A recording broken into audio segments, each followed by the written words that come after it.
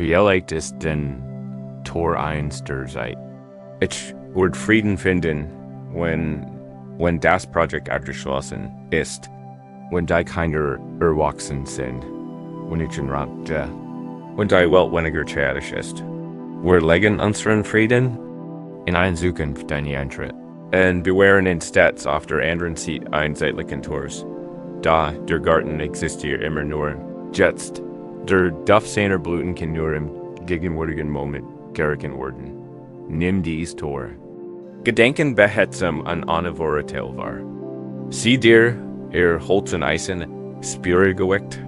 Und jetzt, wie Kehl, erlaubt dir ein revolutionäre Möglichkeit in Betracht zu ziehen. Was wenn sie unverschlossen waren. Was wenn sie frei in ihren Engeln schwingen und nur auf ein Sanft berühren worden. Die Metaphor des Tors ist kraftvoll, weil sie das Gefühl der Trennung von unserem eigenen Frieden anerkennt. Dieses Gefühl ist real. Die Angst ist real. Die Unruhe ist real. Die Lehre leugnet unsere Erfahrung nicht. Sie stellt lediglich die Sache neu in dem Kontext.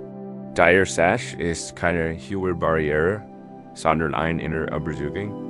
Das Tor ist kein Ding, sondern ein Gedenk. Wenn du glaubst, Auen vor zu sein, verholst du dich wie Gemmen von Auen. Du suchst, strebst, kämpfst, himmerst in die Tür. All dies Handlungen bestärken den Glauben und die Realität ist ein perfekt und sich geschlossen Schleif. Die Schleif lässt sich nur durchbrechen, nicht durch mehr Gold, sondern durch einen radikalen Perspektivwechsel. Lass die Geschichte des Kampfs hinter dir und probier einfach, sanft, die Türkling. Was bedeutet es also? Den Griff zu testen, praktisch bedeutet es, innezuhalten.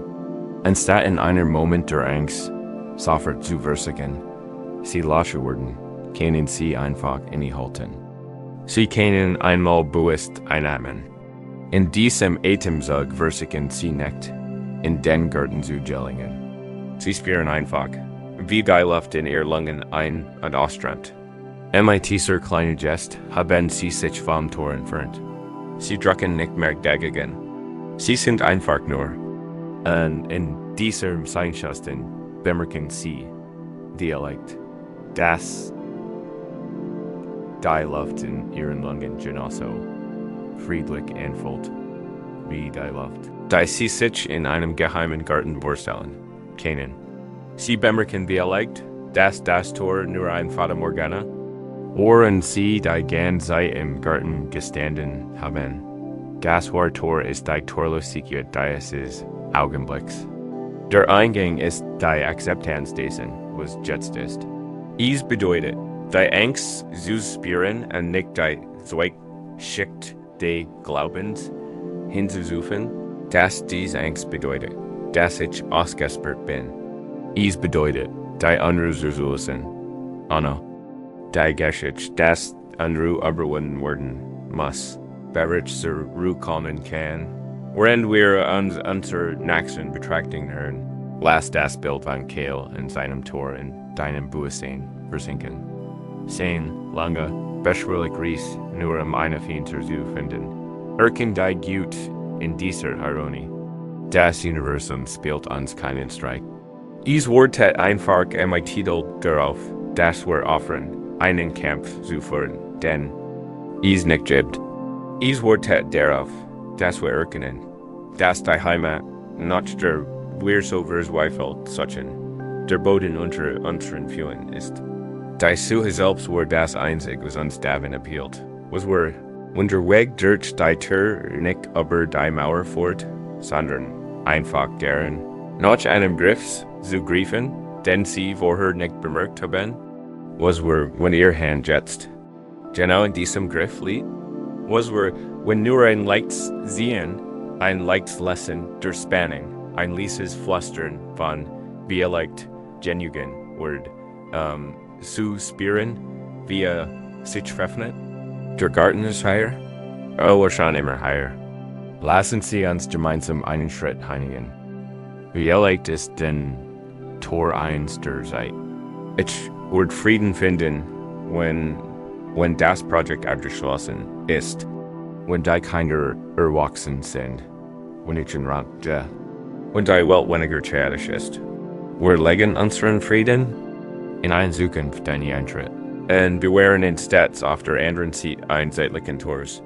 Da der Garten existiert immer nur jetzt. Der Duft seiner Blüten kann nur im gegenwärtigen Moment gerichtet werden. Nimm dies Tor. Gedenken behutsam an eine Vorurteil war. Sieh dir ihr Holz und Eisen Spürgewicht und jetzt, wie Kehl, erlaubt dir, ein revolutionäre Möglichkeit in Betracht zu ziehen. Was wir, wenn sie unverschlossen waren.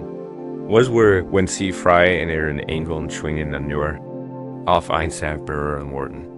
Die Metaphor des Tors ist kraftvoll, weil sie das Gefühl der Trennung von unserem eigenen Frieden anerkennt. Dieses Gefühl ist real. Die Angst ist real. Die Unruhe ist real. Die Lehre leugnet unsere Erfahrung nicht. Sie stellt lediglich die Sache neu in dem Kontext. Die Sache ist keine hohe Barriere, sondern eine innere Überzeugung. Das Tor ist kein Ding, sondern ein Gedenk. Wenn du glaubst, Auen vor zu sein, verholst du dich wie Gemmen von Auen. Du suchst, strebst, kämpfst, himmerst in deiter. All dies Handlungen bestärken den Glauben und die Realität ist ein perfekt und sich geschlossen Schleif. Die Schleif lässt sich nur durchbrechen, nicht durch mehr Gold, sondern durch einen radikalen Perspektivwechsel. Lass die Geschichte des Kampfs hinter dir und probier einfach, sanft, die Türkling. Was bedeutet es also? Den Griff zu testen. Praktisch bedeutet es, innezuhalten. Anstatt in einem Moment der Angst, sofort zu versuchen, sie lassen werden, können sie einfach innehalten. Sie können einmal bewusst einatmen. In diesem Atemzug versuchen sie nicht, in den Garten zu gelingen. Sie spüren einfach, wie die Luft in ihr Lungen ein- und ausströmt. Dieser kleine Gest haben sie sich vom Tor entfernt. Sie drücken nicht mehr dagegen. Sie sind einfach nur. Und in diesem Seinschaften bemerken sie, Dialekt, dass die Luft in ihren Lungen genauso friedlich anfühlt wie die Luft. Da sie sich in einem geheimen Garten vorstellen können. Sie bemerken Dialekt, dass das Tor nur ein Fata Morgana, worin sie die ganze Zeit im Garten gestanden haben. Das Tor ist die Torlosigkeit dieses Augenblicks. Der Eingang ist die Akzeptanz dessen, was jetzt ist. Es bedeutet, die Angst zu spüren und nicht die Zweckschicht des Glaubens hinzuzufügen, dass diese Angst bedeutet, dass ich ausgesperrt bin. Es bedeutet, die andere zu lösen. Anna, die Geschichte, dass Unruhe überwunden werden muss, bereits zur Ruhe kommen kann. Wenn wir uns unsere Nachsen betrachten hören, lass das Bild von Kehl und seinem Tor in deinem Bewusstsein versinken. Sein, lange, beschwerlich Reis nur eine Finter zu finden. Erken die Gut in dieser Ironie. Das Universum spielt uns keinen Streich. Es wartet einfach mein Titel darauf, dass wir offern, einen Kampf zu führen, denn es nicht gibt. Es wartet darauf, dass wir erkennen, dass die Heimat nicht der wir so verzweifelt suchen, der Boden unter unseren Füßen ist. Die Suche selbst war das Einzige, was uns darin appealt. Was wir unterwegs durch die Tür nicht über die Mauer fort, sondern einfach gern nach einem Griff zu greifen, den sie vorher nicht bemerkt haben. Was wir, wenn ihr Hand jetzt genau in diesem Griff liegt? Was wir, wenn nur ein leichtes Sehen, ein leichtes Lesen durch Spannung, ein leises Flüstern von vielleicht genuin wird, zu spüren, wie sich treffen? Der Garten ist heier? Oh, schon immer heier. Lassen Sie uns gemeinsam einen Schritt heinigen. Nachdem wir das Torlos Tor durchtreten haben, finden wir uns im Garten wieder. En da stellen wir vielleicht fest, dass wir den Stab der Reis mitgebracht haben. Der Geist en den Weg en das Streben en solchen Gut bestimmt nicht immer sofort. Die alten Gewohnheiten des Sorgens, des Planens, des Wiederholens von Gesprochen können sich wie ein aufgewirbelt Schlammwolk anfühlen en genau den Frieden würdigen, den wir gerade entdeckt haben. Wir haben den Garten gefunden, aber wir können Sehnlichkeit noch nicht klar erkennen. Das Gefühl ist frustrierend. Wir denken, ich bin hier, warum bin ich also nicht friedlich? Ich habe die Lehre verstanden. Warum ist mein Geist also immer noch so laut? Diese ist der Moment, die Weisheit des Trubenteigs, Ren.is, oder einmal ein junger Mensch, der in ein Kloster aufgenommen worden war, das für sein meditativ tiefen bekannt war. Genau in diesem Zustand der Opfer befand sich. Monatelang hat gebetet, jeden Tag stundenlang gesessen, und fleißig den Anweisungen seines Lehrers gefolgt. Das die erste Klarheit zu finden, schien sein Geist immer chaotischer zu werden.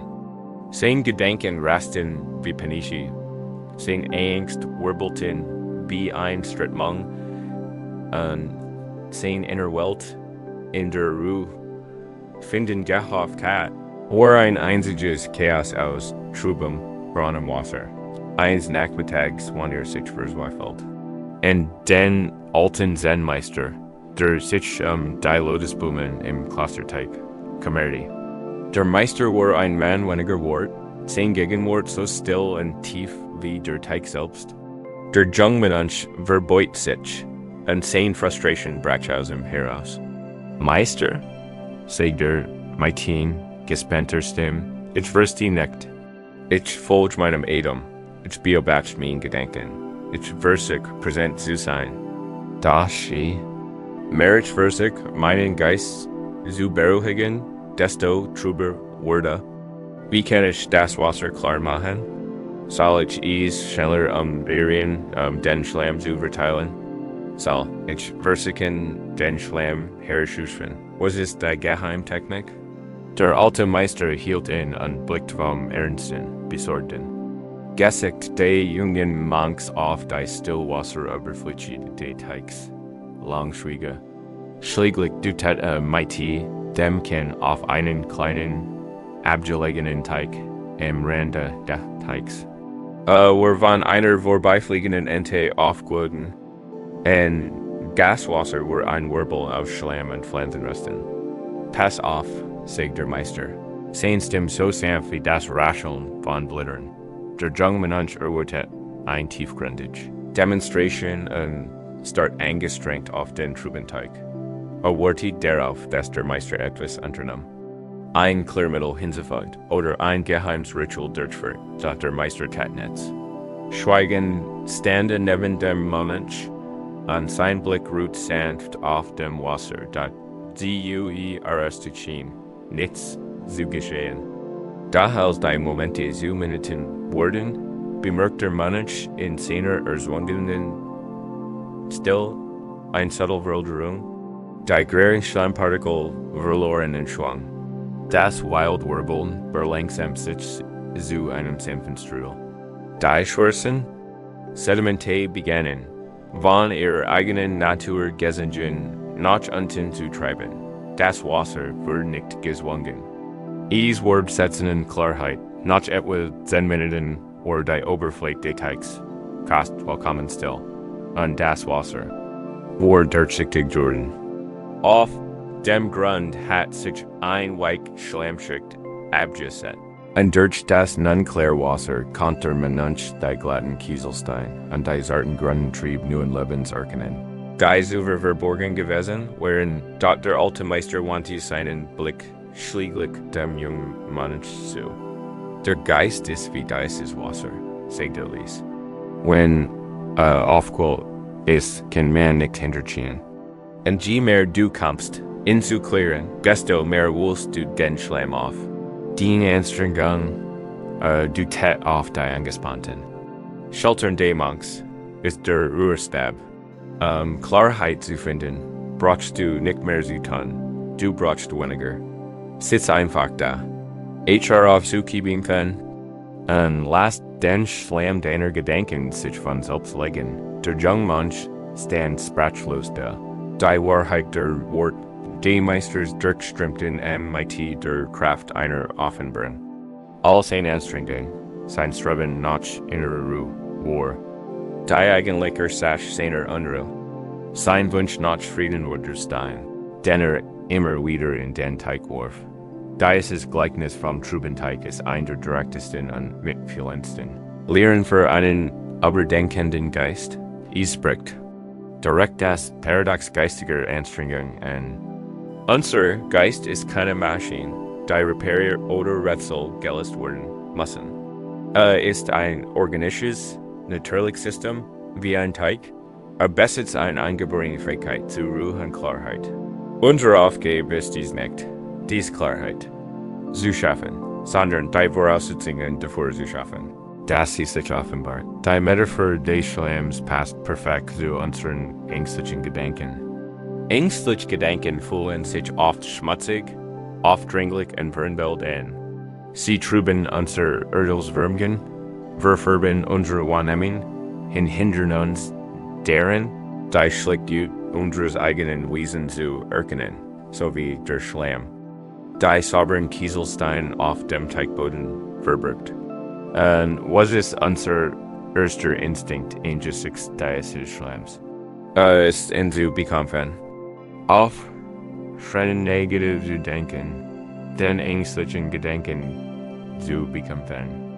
Zu versuchen, ein Guldsam durch einen Positiv zu ersetzen.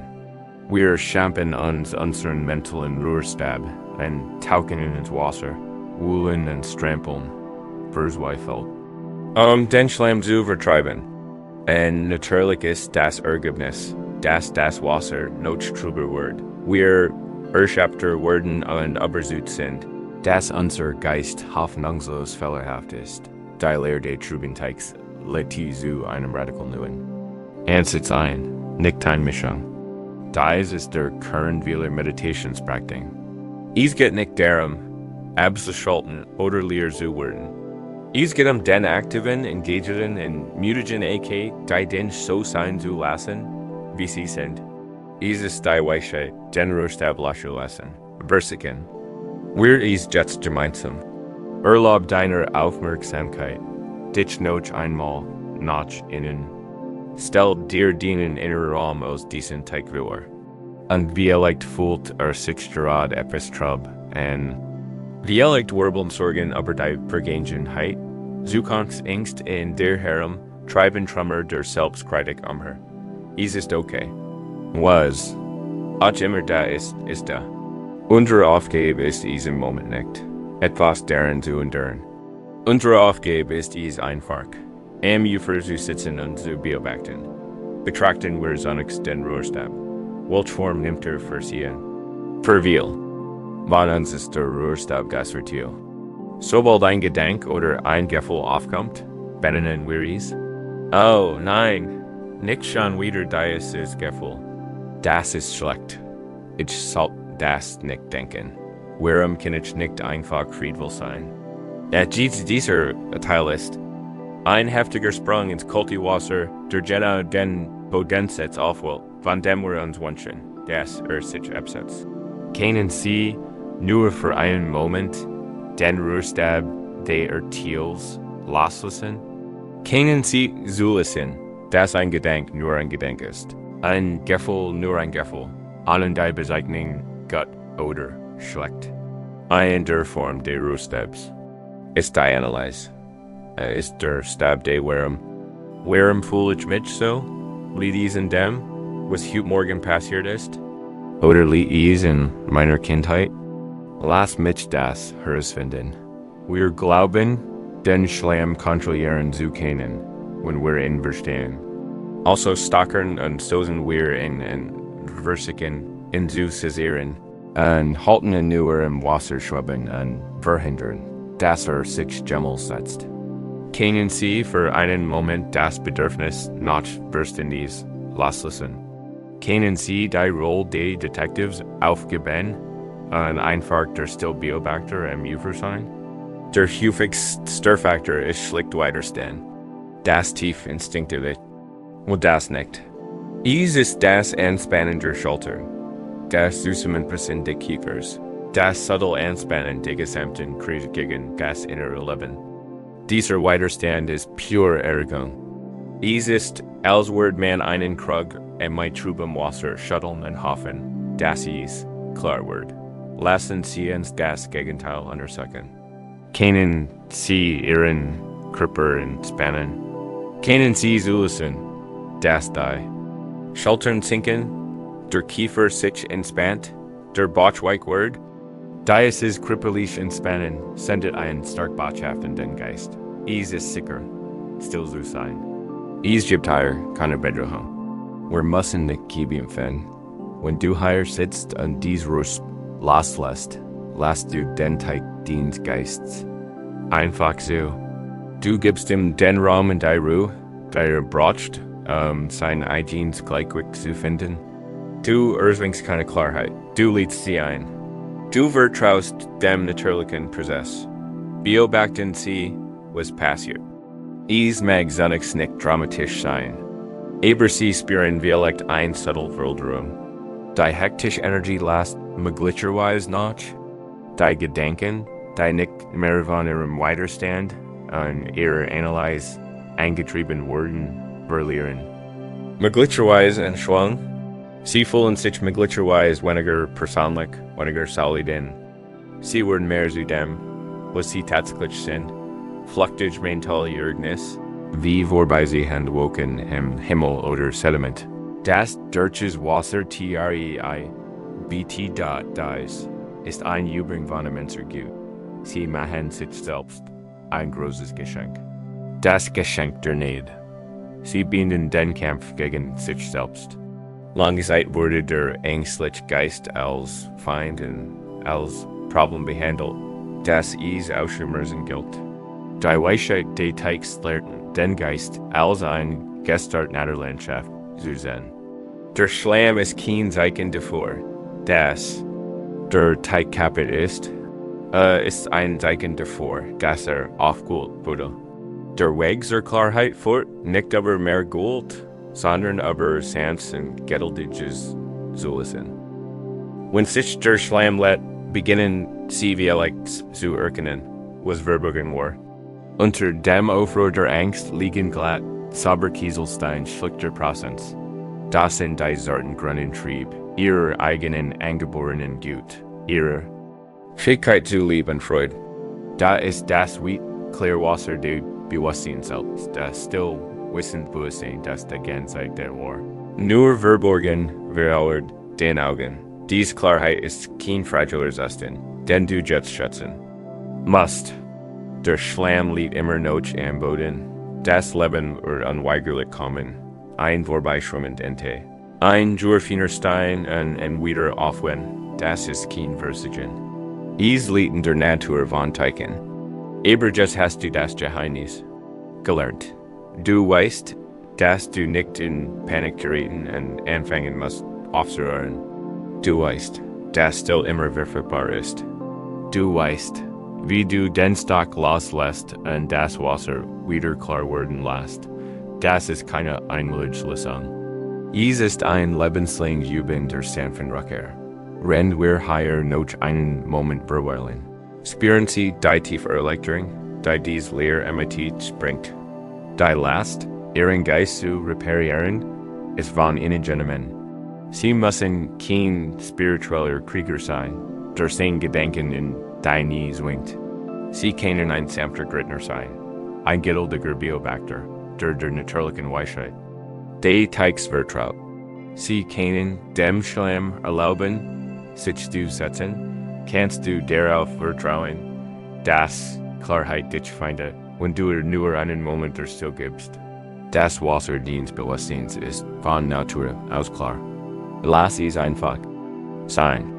Und wenn das Wasser der Geist still wird, bemerken wir vielleicht, dass ein Teil unseres Schmerzes nicht vom Schlamm selbst herrührt, sondern von den scharfen Steinen, die wir hineinwerfen. Das fördern Sie unseren Achsen überlegen, der Natur der beiden Pfeil. Wenn sich das Wasser, der Geist beruhigen, wir beginnen, etwas klarer zu sein, können wir eine entscheidende Entdeckung machen. Wir beginnen zu unterscheiden zwischen dem Schlamm, der Dämmtag des Lebens innewohnt, und dem Süßlichen. Schlamm, den wir selbst durch unser Herumschlagen hinzufügen.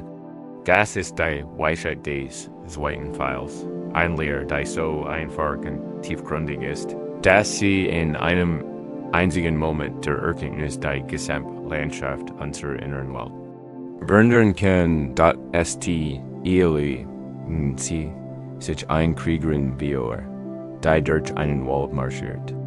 Der Weg ist uneben, das Licht ist schwach, plötzlich schiebt aus den Schatten ein Pfeil höher und trifft sie am Arm. Der Schmerz ist scharf, unmittelbar, unreal. Es ist einbrennend, körperlich real. Diese ist der Pfeil. Was tut die Kriegerin nun? Rennt sie unter Schock und Schmerz leidet? Ein Klutschkriegerin wird sofort Schutz suchen. Die Wand untersuchen und vorsichtig den Pfeil entfernen und die Verletzung versorgen. Geht dies Kriegerin, von Panik und wird gepackt, tut etwas anderes. Sie betrachtet den Pfeil in ihrem Arm und schreit, wer mich. Das ist schrecklich. Ich kann nicht glauben, dass das passiert ist. Dieser Weg ist tückisch. Die Welt ist unsicher. Ich werde mein Ries nie binden können. Der Genisch durch das abgeschlossen hat, ist BSC und muss bestraft werden. Und wenn sie in diesem Sturm der Reaktion verloren geht, sieht sie einen weiteren Pfeil aus ihrem Käfer und stisten sich in ihrer Qual ins Bein. Das ist der zweite Pfeil. Buddha urteilt seinen Schülern, dass es Gleichnis ein Grundlegende Wahrheit menschlicher Erfahrung zu verdeutlichen. Der erste Pfeil steht für die unvermeidlichen, schmerzhaften Ereignis des Lebens. Es ist die Krankheit, der Verlust eines geliebten Menschen, der unerwartete Rückschlag, der Moment, der Zurückweisung, der körperliche Schmerz, das Tiefgefühl der Angst, das ohne ersichtlichen Grund aufkommt. Solch Dinge passieren. Sie gehören zum Wesen der menschlichen Existenz, so real und unvermeidlich wie das Wetter. Kein Leben, egal wie privilegiert oder gut geplant, ist immer gegen den ersten Pfeil. Der Schmerz, den versagt, ist real und verdient Mitgefühl. Zweiter Pfeil ist Genetik in der Natur. Ist unsere Reaktion auf den ersten. Ist die Geschichte, die wir uns über den Schmerz erzählen? Ist das Urteil, das Grübeln, das Selbstmitleid, die Angst, die Schuldzuweisung? Der erste Pfeil ist der reine Schmerz der Realität. Der zweite Pfeil ist die Verwirrung, Selbstsuchfahrt des Leidens. Angst ist ein perfektes Beispiel davor. Ein Well der Angst steht in der Brust auf. Ein Engel, Herzrasen, ein Gefühl der Furcht. Das ist der erste Pfeil. Es ist ein unangenehmes, schmerzhaftes Gefühl. Doch dann, sofort, schickt der Verstand den zweiten Pfeil ab. Oh, nein, da ist ich schon wieder. Ich komme damit nicht klar. Das wird mir den Tag verderben. Was, wenn ich schlimmer wird? Was, wenn ich ein Panikade komme? MIT, mir muss etwas ganz und gar nicht stimmen. Ich bin das wird nie enden. Spüren Sie den Unterschied? Der erste Pfeil war ein Gefühl im Körper. Der zweite Pfeil ist ein Cascade in Flinter Gedanken. Der erste Pfeil verursacht Schmerz. Der zweite Pfeil Leid.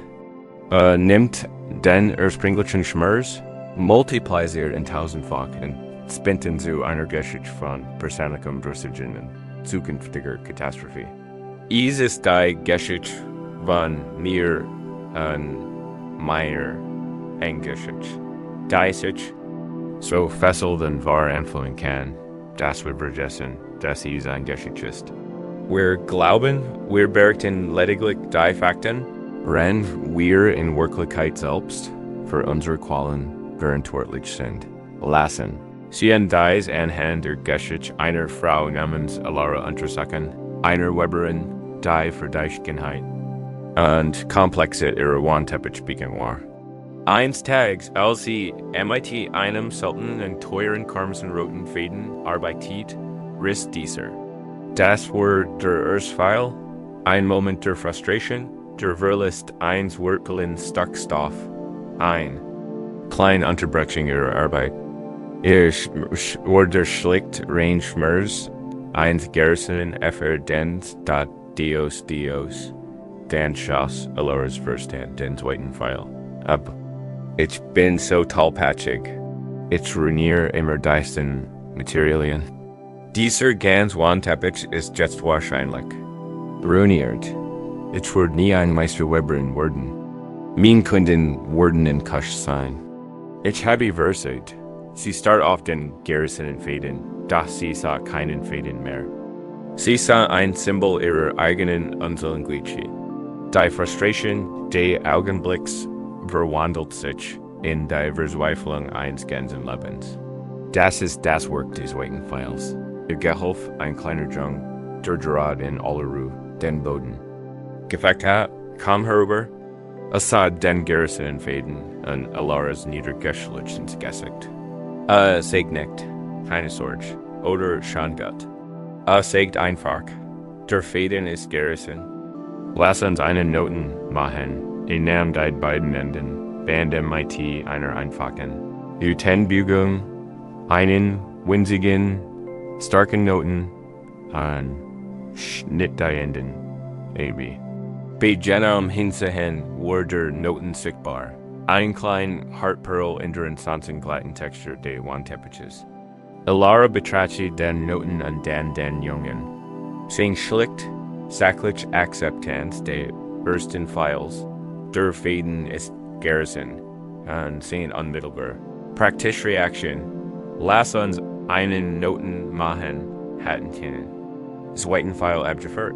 Später, als der Wanteppich fertig war, bewunderten die Leute seine Schönheit. Manch fuhren mit den Fingern über den Stoff und blieben bei dem winzigen Noten stehen. Was ist das? fragten sie. Und Alara, die ihre Lektion an diesem Tag gelernt hat, lächelte und sagte, das ist der Punkt. Und dem sich die Geschichte verändert hat. Hier habe ich gelernt, einen Noten zu knüpfen. Anstatt ein Geschichte des Versigens der Erseln, der Noten, einst ein Symbol ihrer Ungeschicklichkeit, war zu einem Symbol ihrer Weisheit geworden. Die Kernlehre hier ist das wir ein Wall. Wir haben keine Wahl bei den meisten ersten Pfeilen, die uns das Leben schickt. Sie werden kommen. Aber wir haben immer die Wahl, ob wir den zweiten Pfeil gehen oder nicht. Dies Kraft liegt im Raum zwischen Reise und Reaktion.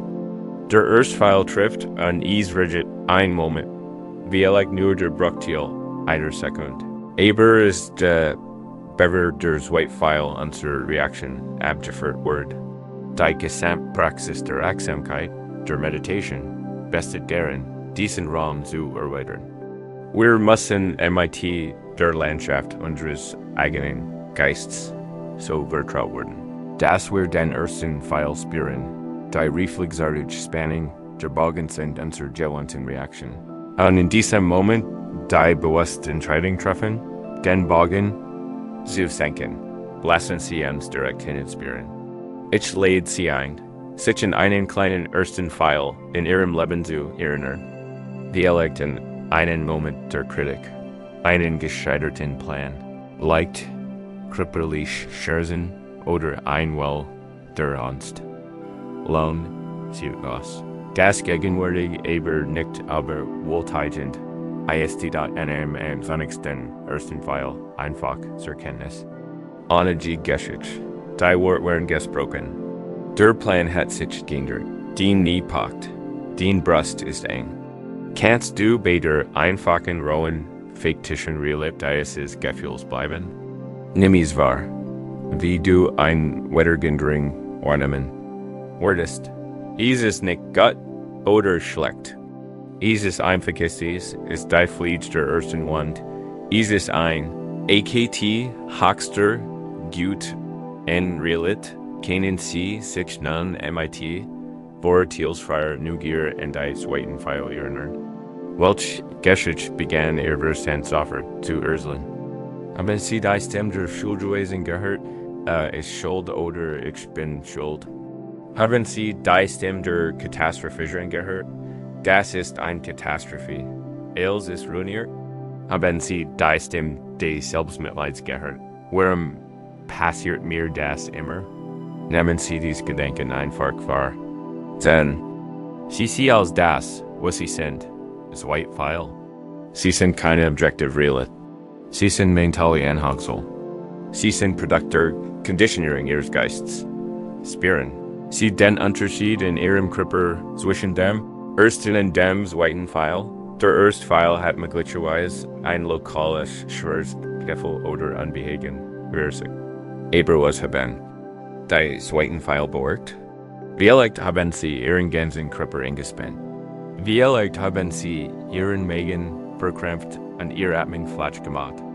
Die zweiten File verwandeln einen einfachen Schmerz in einen körperweiten, systemischen Leidenszustand. Sie sind Gift. Die schon Wahrheit ist, dass du das Gift nicht trinken musst. Den zweiten File zu erkennen, ist der erste Schritt zur Befreiung. Wenn du dir sagen kannst, dieser Gedanke, der sagt, ich bin ein Versicher. Das ist ein zweiter File.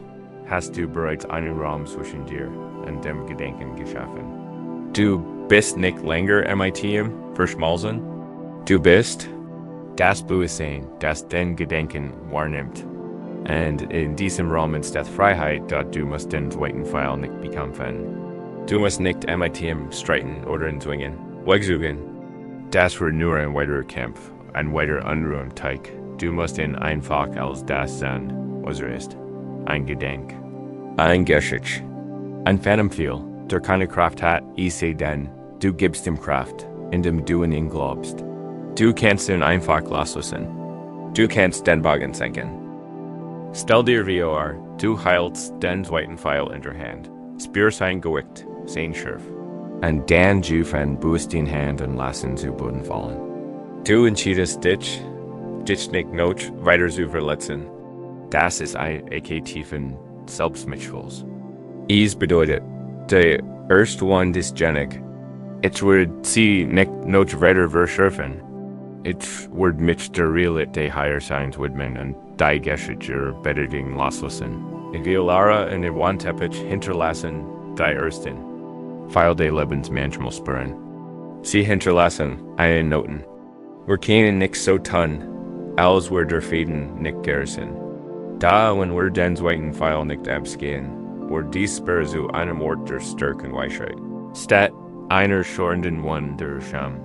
Sie wird Thiel der einzige Schönheit unseres Lebensteppich, worin du higher rust. Halt dieses Bild im Kopf. Der erste Pfeil kommt aus der Welt, der zweite aus deinem eigenen Käker. Du bist der Bogenschütz. Du hast die Kraft, den zweiten Pfeil an Genets liegen zu lassen. Du kannst dem unvermeidlichen Schmerz des Lebens im Matin Mut in der Zärtlichkeit begegnen. Die sich weigert, die Unteil Last des Leidens hinzuzufügen. Du kannst den Schmerz der ersten Pfeil spüren, tief durchatmen anstatt nach einem weiteren Pfeil zu greifen. Kannst du nach der Hand deines eigenen mitfühlenden Bewusstseins, GREIFE, Word sich entfüllen.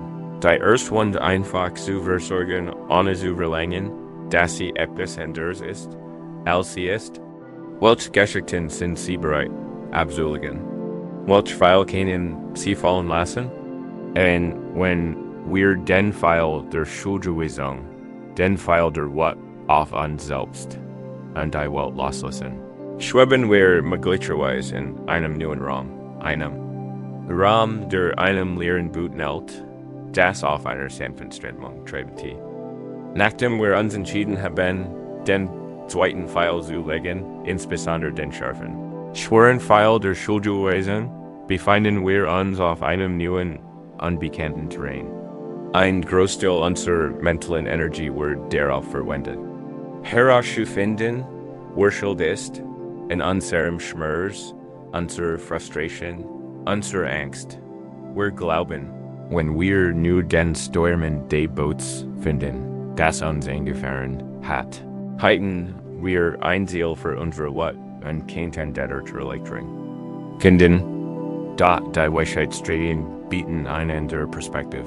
Die in der Geschichte vom Lehren Boot perfekt eingefangen wird. Die Geschichte stammt vom daoistischen Weisen der Shuangdi. Sie erzählen einem Mann durch sich einen ruhigen Moment. Jinten in seinem kleinen Boot mitten auf einem stillen See. Tribati. Nebel steht vom Wasser auf. Die Luft ist still. Hat die Augen geschlossen und spürt, wie in ein Gefühl des Friedens bekommt. Plötzlich kollidiert MIT einem lauten Null ein anderes Boot. MIT Sie eine da. Riest die Augen auf. Und plötzlich packt ein Glahender Zorn. Wo ist dieser sorglos Narr, der seinen Frieden zerstört hat? Blickt auf, bereit zu schreien, bereit. Einen Schwall von Vorwürfen und Frustration auf den Idioten loszulassen, der seine Einsamkeit so grob unterbrochen hat. Da also den Blick schärft, sieht dass der Boot leer ist. Hat sich einfach von seiner Verankerung losgerissen und ist mit der stillen Strömung über den See getrieben, und in diesem Augenblick verfliegt sein Zorn, den anschreien kennt. Gibt niemanden, dem Mann die Schuld geben kennt. Gibt keinen Narren, keinen Idioten, keinen BSI Absicht. Nur ein Stück Holz, das den Gesetzen von Wind und Wasser folgt. Das Reines ist deshalb, sein Boot ist germt. Doch die Geschichte der Urselen Wald, die Geschichte einer Tannungswirtin poppt sich augenblicklich als Erfindung. Als ein Eingestellt, wat die kein Ziel hat, bleibt sich einfach in der Nebeligen Luft auf. Im blieb nur die Schlickrealität der Situation. Zwei Boot waren zusammengestiegen. Und als was ein Not blieb, oder das Lehrboot weggeschieben und seine eigene Position zu korrigieren. Zu bindet die Geschichte mit, wenn sie ihr eigenes Boot lehren können, können ihnen dann etwas anhaben. Diese Geschichte lehrt tiefgründig über die Natur von Wut und Schuldwesen. Sie lässt nahe, dass unsere Wut selten durch das Arenas selbst verursacht wird. Darauf prallt die Boots wird nicht von Wut geprägt. Die Wut entstand ausschließlich im Kopf der Mensch, durch die Geschichte, die es spontan über einen vorsichtigen Person erfindet. Als sich die als falsch herstellt, weil die Wut ihren Roden. Sie kann nicht existieren. Wir bringen einen Großteil unseres Lebens damit auf den zu reagieren. Die uns unserer Meinung nach den Booten anderer süße Menschen. Ein College-User in einer Besprechung an kritische Bemerkung. Der Erstfall, sofort führen wir einen Latzen auf ein Ebe. Versucht mit you und zu bleiben. Ist arrogant und unsensible. Die Wut steht, Jengrit von dieser Absichtszirkeln. Gemmen schneidet uns im Verkehr. Wir führen ihn und was für ein egoistischer Trottel. Hat wir niemandem Respekt. Die Wut fühlt sich gerechtfertigt, berechtigt in ein geliebter Mensch erfüllt ein Erwartung nicht. Wir führen ihn. Ich bin egal. Wenn sie ist tight, hat sie sich daran erinnert. Der Schmerz würde auf sich zu groß. Gendrit von unserer Erzählung über seinen inneren Geist. Gott. In jedem Fall reagieren wir nicht auf das Arenas. Wir reagieren auf den Latzen, den wir ins Lehrbuch gesetzt haben. Wir reagieren auf unsere eigene Geschichte. Da die Wahrheit ist, wir können den Latzen im Buch eines anderen nie wirklich kennen. Wir können seine Geschichte, seine Ängste, seine Wunden, seine momentan Zerstörtheit, seinen eigenen inneren Sturm nicht kennen. Die Person, die sie kritisiert hat, fühlt sich vielleicht selbst unsicher. die Person, die Sie abgesnitten. Hat wo Dialekt auf dem Weg ins Krankenhaus. Der geliebte Mensch, der Sie vergessen hat, wo Dialekt MIT seinen eigenen stillen Kiebim finden. Ihr Blut ist aus unserer Sicht immer ein Güsserwiesel. Wir. Wir sind diejenigen, die Isem mighty einen beswitcht wollen. Die Lehre vom Lehren Blut led uns zu tiefer Dima und Loslassen ein. Sie fordern uns auf, darüber nachzudenken, was wir, wenn die meisten Blut bei uns entrippeln, lehren. Was wir, wenn die wahrgenommen Krankheiten, die Frustrationen, die Rebellion, keinen persönlichen Angriff rennen, sondern einfach. Das Ergebnis der unbewussten Abdriftens anderer Menschen, ihre eigenen Strömungen von Schmerz und Beruhigen, das heißt nicht, dass wir schädliches Verhalten dulden oder keine Grenzen setzen. Den anderen wegzuschieben und unser eigenes neu auszurichten, ist ein notwendiger und praktischer Teil des Lebens. Es geht nicht passiv. Es geht die innere Haltung, die wir einnehmen, wenn wir handeln. Wir können Grenzen MIT Watten Groll setzen oder MIT Klarheit und Nickevoll. Ersters raubt uns Energie und wir mit den Konflikt. Letzters bewahrt unseren inneren Frieden und Furt auf den einer Geschichten. Listen, lasst uns das in ein vollbares Gefühl bringen. Lenkt Aufmerksamkeit behutsam auf eine Situation in Ihrem Leben, in der ihr what oder Groll gegenüber jemandem empfindet. Eine Situation, in der ihr das Gefühl habt, dass ihr Boot angestoßen wurde. Nehmen Sie zunächst den Stoß einfach. Zur Kenntnis, dass tatsächlich Irenes, die Wort, die gesagt wurden, die Handlung, die ausgedrückt wurde, das was nicht getan wurde. Sehen Sie es klar. Ohne die emotional Belastung, so als halt ein Kamera ist aufgezeichnet. Das ist die schlicht Realität. Betrachten Sie nun den Piloten, den Sie ins andere Boot gesetzt haben. Wie sieht dieser Pilot in Ihren Gedanken aus? Welche Geschichte haben Sie über seinen Charakter, seine Motivationen und sein Gefühl innen gegenüber erfunden? Sehen Sie diesen Piloten klar und deutlich. Ist bösartig, egoistisch, gedankenlos, inkompetent? Dieser Pilot ist ein Geist. Es ist Ihr Geschichte. Dies Geschichte ist die Warkel Ihrer Wort lassen. Wir diesen lassen für einen Moment verschwinden, als Experiment in Freiheit. Stellen Sie sich vor, das Boot der andere ist leer. Sein Wort wären kein persönlicher Angriff, sondern ein Stück Treibholz aus seinem eigenen, unübersichtlichen Verstand. Sein Handlung zielt nicht darauf, ewig Ihnen zu schaden, sondern das Ergebnis einer Konditionierung, die Sie nicht erkennen. Trieb einfach Sie alles umher.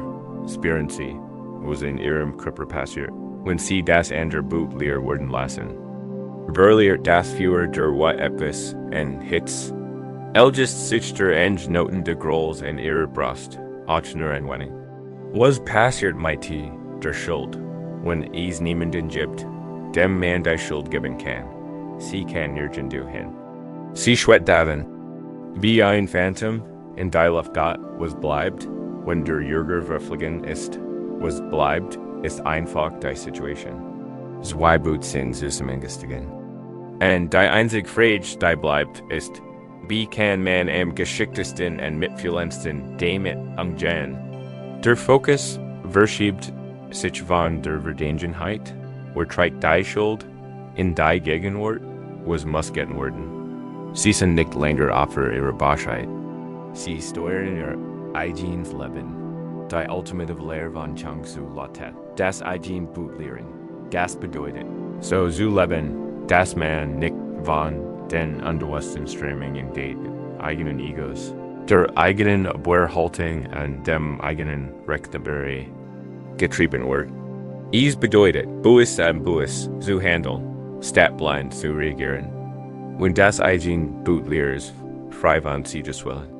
Verlust Angst und der Vorstellung von der eigenen Wichtigkeit, dann sind dies When ein Anders boot MIT zusammenst, nuers Lehr, boot that zusammenstigen. Isen steth keen, Orklicker schaden, den gibt keinen Ego-Piloting in inneren. Der Sitz verletzt Fuhlen kennt, Diese ist einer haben Lehre, ein lebenslange Praxis. Aber wir können jetzt damit beginnen, Anders und lassen. Wir können uns deren üben, anderen in Zweifel, zu vertrauen. Wir können uns deren üben, verhalten nicht als Spiegelbild unseres Worts, sondern als Spiegelbild ihres eigenen inneren Zustands zu sein. Wir können uns entscheiden, der Welt MIT Neugier, statt MIT Vorwürfen zu begegnen. Ich frage mich, was in ihrem Leben passiert, dass sie sich so verhalten? Ist ein viel friedlicher Frage als bekennen sie es wagen, mit so zu behandeln. Diese Praxis befreit nicht nur uns, sondern auch den anderen. Wir befreien ihn aus dem Gefängnis der Figur, da wir in unseren Gedanken geschaffen haben. Wir erlauben ihm, komplex, fehlerhaft und komplex Menschen zu sein, genau wie wir. Dieses eine tut großzügige, der uns nichts kostet und uns unermesslichen Frieden bringt, wenn wir in dieser Vorstellung beruhen. Lass das Bild der Nebligencies dich umhüllen. Sie dein Boot samt im Wasser schaukeln. Sie beid, Lehre, nur Holz und Luft, treibend. Es gibt niemanden, dem man die Schuld geben kann. Es gibt keinen Kampf zu gewinnen.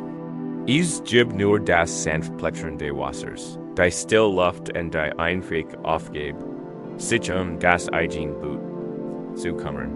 Wenn im anderen Boot kein Lot sitzt, wohin kann dann der Jäger? Was bleibt uns anders übrig, als das eigene Fahrwasser? Selbst Historien? Und dabei merken wir vielleicht, wie viel wir selbst in unserem Boot tragen, die enghaft lastvergängener Rückschlag. Alten Grolls und hoher Urtungen.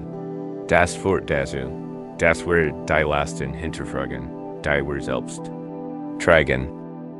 Wenn wir lernen, die Boot anderer als Lehre zu betrachten, ist es ein natürlich Folge, dass wir beginnen, den Inhalt unseres eigenen genauer zu betrachten.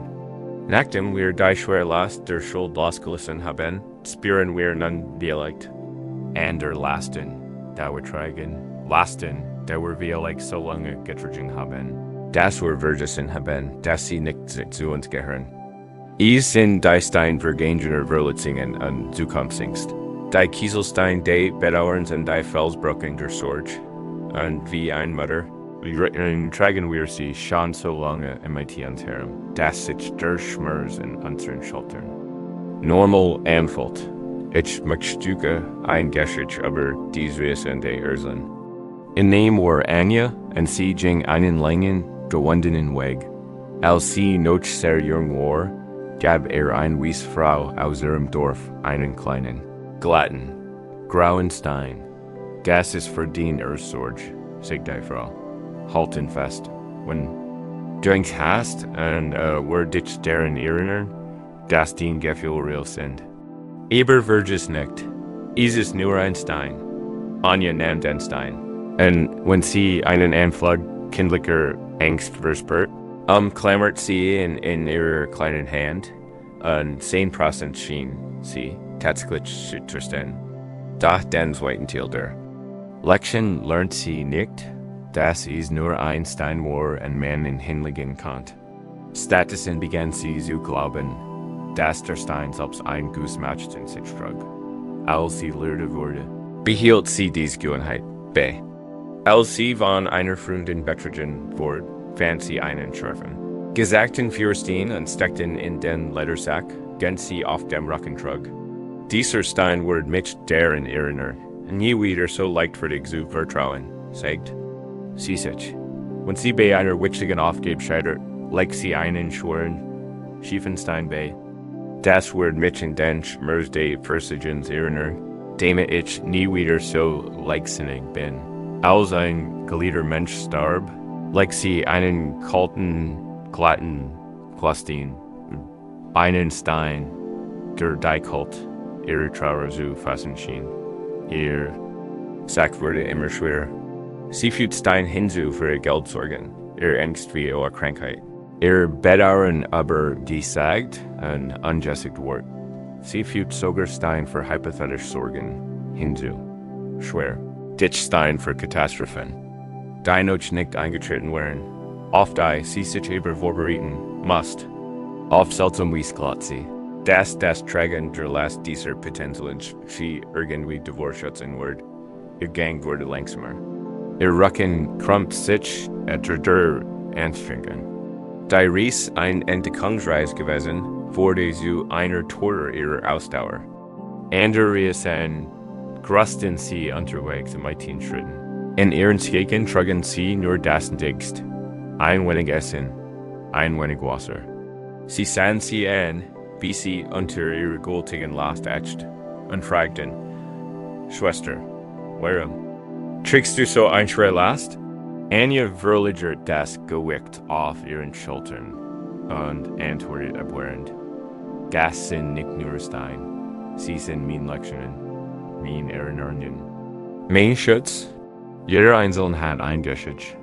Sie machen mich aus, sie kann sich nicht vorstellen, ohne sie gehen.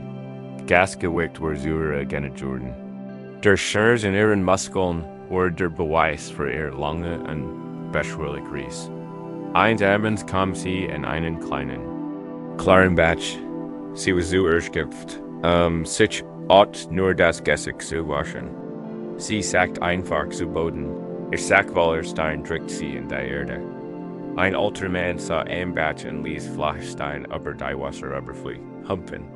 Beobachtete sie ein Weile. Seine Augen waren erfüllt und sanftem mitgefühl. Ist ein schwerer Last für so einen schönen Abend, sagte Elise. Anja gab ihr Standardantwort. Das sind meine Lektionen. Ich muss sie lernen. Der alte Mann nickte langsam. Ich verstehe, sagte. Sie müssen sehr wertvoll sein. Kennt ich einsehen? Vorsichtig knie Anja ihren Sack. Der Mann griff hinein und zog den Schiefenstein de Versigens heraus. Ah, sagte ein Wagen in der Hand. Das ist eberschwer. Das muss ein großer Misserfolg gewesen sein. Das war es, sagte Anja. Und ein vertrauter Anflug von Scham stieg auf. Und hat das Tragen dieses schweren Steins aber all die Jahre hinweg verhindert, dass sie jemals wieder scheitern. Fragte der alte Mann. Anja dachte einen Moment nach. Seitdem hat sie aufgerüstet, im Kleinen wie im Großen. Der Stein hat es nicht verhindert. Hat nur davor gesorgt, dass die Erinnerungen des erstversigen ständigen Schwur präsent war. Der alte Mann sah das Verständnis in ihren Augen und hielt den Stein über den Batch. Die Lektion liegt in deinem Herzen reißender, nicht im Stein. Die Erinnerung ist in deinem Kopf. Der Stein ist nur ein Stein. Der Batch braucht ihn nicht. Und wie leicht, sagte mit tief funkelnden Augen, brauchst du ihn auch nicht. MIT einer sanften Bügung seines Handlings, wie sie den Stein über das Wasser hüpfen. Prallt dreimal auf, ein Hüpfer, ein Sprung, ein Tanz, Beber. MIT einem sanften Plumpsen das klare Wasser. Anja sah ihm nach. Ihr stockte der Atem. Sie spürt die Stelle auf ihrem Rücken, wo dieser Stein so lange gedrückt hat. Da war ein leichtes eine Wesenheit, die nicht leer, sondern frei war. Zum ersten Mal spürt sie, dass der Mann recht hat. Die Lektion lag nicht im Stein. Die Last lag im Stein, und sie hat dies Last getragen, lang nachdem sie die Lektion gelernt hat, und nachdem anderen begann sie, die Stein herzuholen. Ihre Geschichten ein letztes Mal zu erzeln, und sie der Erde und dem Wasser zurückzugen. Sie warf sie nicht im Zorn weg. Sie legt sie am Ehrfurcht, Dankbarkeit für die Lektion, die sie vermittelt hatten, und einem tiefen Gefühl der Erleichterung nieder. Dies Geschichte ist unsere Geschichte. Wir sind alle Anja. Wir alle tragen einen Sack voller Stein am Tiens. Herem, den Stein des Fellers, den du für eure Zen-Jahren gemacht hast. Den Stein die unfreundlichen Worts, das Gemmend in deiner Kindheit zu dir gezeigt hat. Genstein einer zukünftigen Krankheit, die dir Sorgen bereitet. Den Stein einer Besserung. Die schlägt endet. Wir denken, dass wir uns schützen, indem wir die Erinnerung in den Schmerz ständig MIT uns herumtragen und sie in unserer Nähe behalten. Aber das tun wir nur selbst. Wir machen die just die Hut unerträglich wegen. Der Last von gestern und morgen, der Lehre ist Urteilswürgen.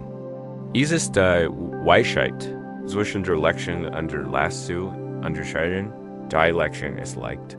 Sie ist ein Erkenntnis, ein Verhaltensänderung, ein tieferes Verständnis, das sich in unser Wesen integriert und uns weiser macht. Die Last ist schwer. Es ist das zwanghaft Grubbeln, die endlos wiederholt Geschichte von Scham oder Wut, die emotional Last, die keinem anderen Zweck dient. Als uns im vergangenen Schmerz festzuhalten, lass uns jetzt hineinfallen. Beruhigen in Kribber und lasst ihn Bewusstsein auf den krülligen Empfindungen ruhen. Nun ladet dich ein, dir deinen eigenen Sacklohrstein vorzustellen. Du musst ihn nicht deutlich sehen. Spür nur sein Präsenz, sein Psychisches. Geweckt, spüren Sie es? Die leicht Spannung in Ihren Schultern, Ihrem Nacken, Ihrem Rücken. Hier tragen wir unsere krülligen Lasten. Das ist die Erinnerung unseres Körpers und das Gewicht unserer Stein. Griefen wir vorsichtig hinein und ziehen einen heraus. Setzen Sie nicht nach dem Größten. Lassen Sie einfach einen in Ihren Sinn kommen. Es kann die Erinnerung in etwas sein, das Sie berührend gesagt zu haben. Es kann das anhaltend Gefühl sein, unrecht erfahren zu haben. Es kann ein anhaltend Sorge ersuchen sein. Halt diesen Stein in deinem Bewusstsein. Spür sein Gewicht, sein Beschaffenheit, sein Temperatur. Erken sein Geschichte, und das ist der Stein aus der Zeit. Als ich nicht müdig genug war. Das ist der Stein meiner finanziellen Sorgen. Das ist der Stein meiner Trauer. Die Geschichte. Sie ist Teil deiner Reise. Stellen Sie nun dieselbe Frage die. Der alte Mann Anja stellt, hat mich das Tragen dieses Steins geschützt? Hat mir dies ständig schwere Erinnerung tatsächlich geholfen, oder hat sie mein Reis einfach nur erschwert? Seien Sie ehrlich zu sich selbst, MIT-Center, liebevolle Ehrlichkeit. Hat Ihnen das tausendmalige Wiederholen des Streits Frieden gebracht? Hat die ständige Sorge die Zukunft tatsächlich Unglück verhindert? Oder hat sie einen nur die Freude in tausend gegenwärtigen Momenten drauf? Wenn Sie das Gefühl haben, dass der Stein Ihnen nicht mehr dient, wenn Sie das Gefühl haben, dass Sie Ihre Lektion gelernt und nur noch die Last übrig ist, dann haben Sie die Wahl. Sie können jetzt in Ihrer Vorstellung einigen.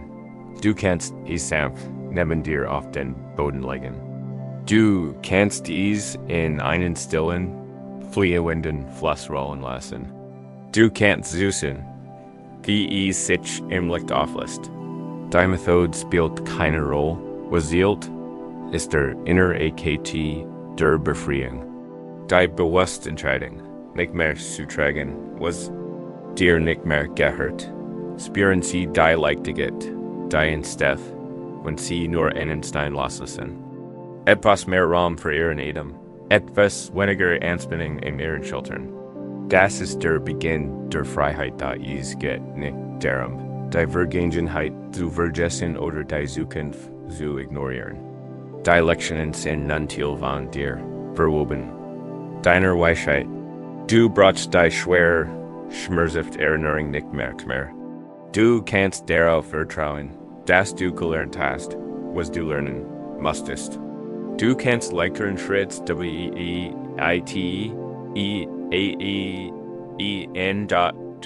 der Zen, der Weg der Achtsamkeit, ist ein Weg der Subtraction, nicht der Addition. Es geht darum, Unwesentliches loszulassen. Und dies Stein, dies kristallisierten Formen unseres Schmerzes, und unsere Angst sind nicht wesentlich. Sie sind optional Belastungen. Schauen Sie in Ihren eigenen Steinsack. Welchen können Sie heute Abend auf den Weg legen, im Vertrauen darauf, dass Sie ohne ihn leichter sind. MIT Geduld und Lieb können wir unsere Psyche Stück für Stück lehren. Wir können lernen, unseren Lebensweg immer in Leichtigkeit zu gehen und nur das mitzunehmen, was wirklich notwendig ist. Ein Mitfühlens Herz, ein Bewusstsein für den gegenwärtigen Moment und die Stillweisheit, die wir aus den Lektionen der Steinjunen haben, die wir endlich hinter uns gelassen haben.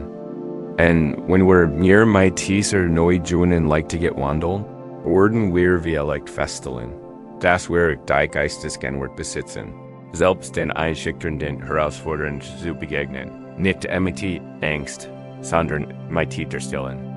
Stärk eines Teammeisters gegenüber einem Ronen, nachdem wir die Schorenstein unserer Vergangenheit abgelegt haben, spüren wir vielleicht ein Neujunen Leichtigkeit, eine Freiheit in unserem Schritt, da der Lebensweg für uns unweigerlich in Momente der Konfrontation.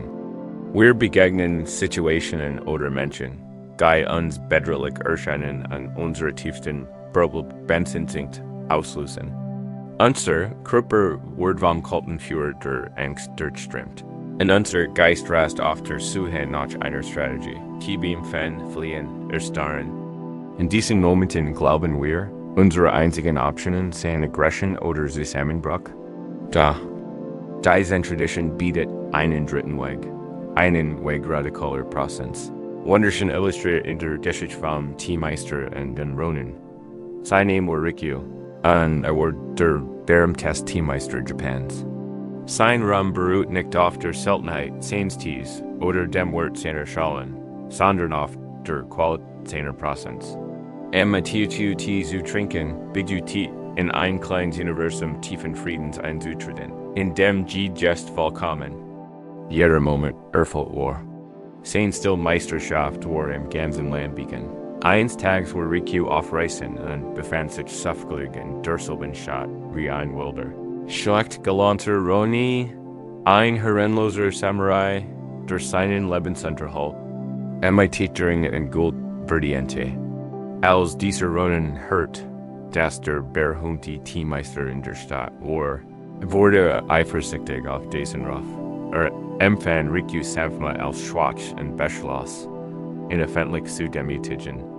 Stellt Rikyu in einer engen Streit in die beschimpften Hanish und forderte zu einem Duell auf Leben und Tod heraus. Rikyu war natürlich kein Schurkmer. Sein Leben lang hat zart mit Bambusbiesen in der Hand gehalten, nicht den kalten Stahl eines Katana.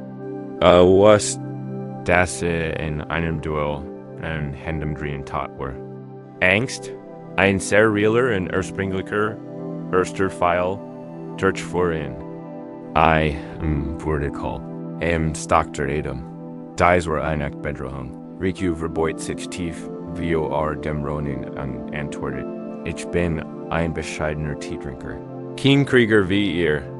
Ihren Fähigkeiten kann ich nicht durchsinn sein. Herausforderung? Jellikabsulinen war ein Schand. Du hört mir nur ein Stund. Mir in das Gasthaus zurückzukehren, in dem ich wohne, die Zeremonie ein letztes Mal durchzuführen.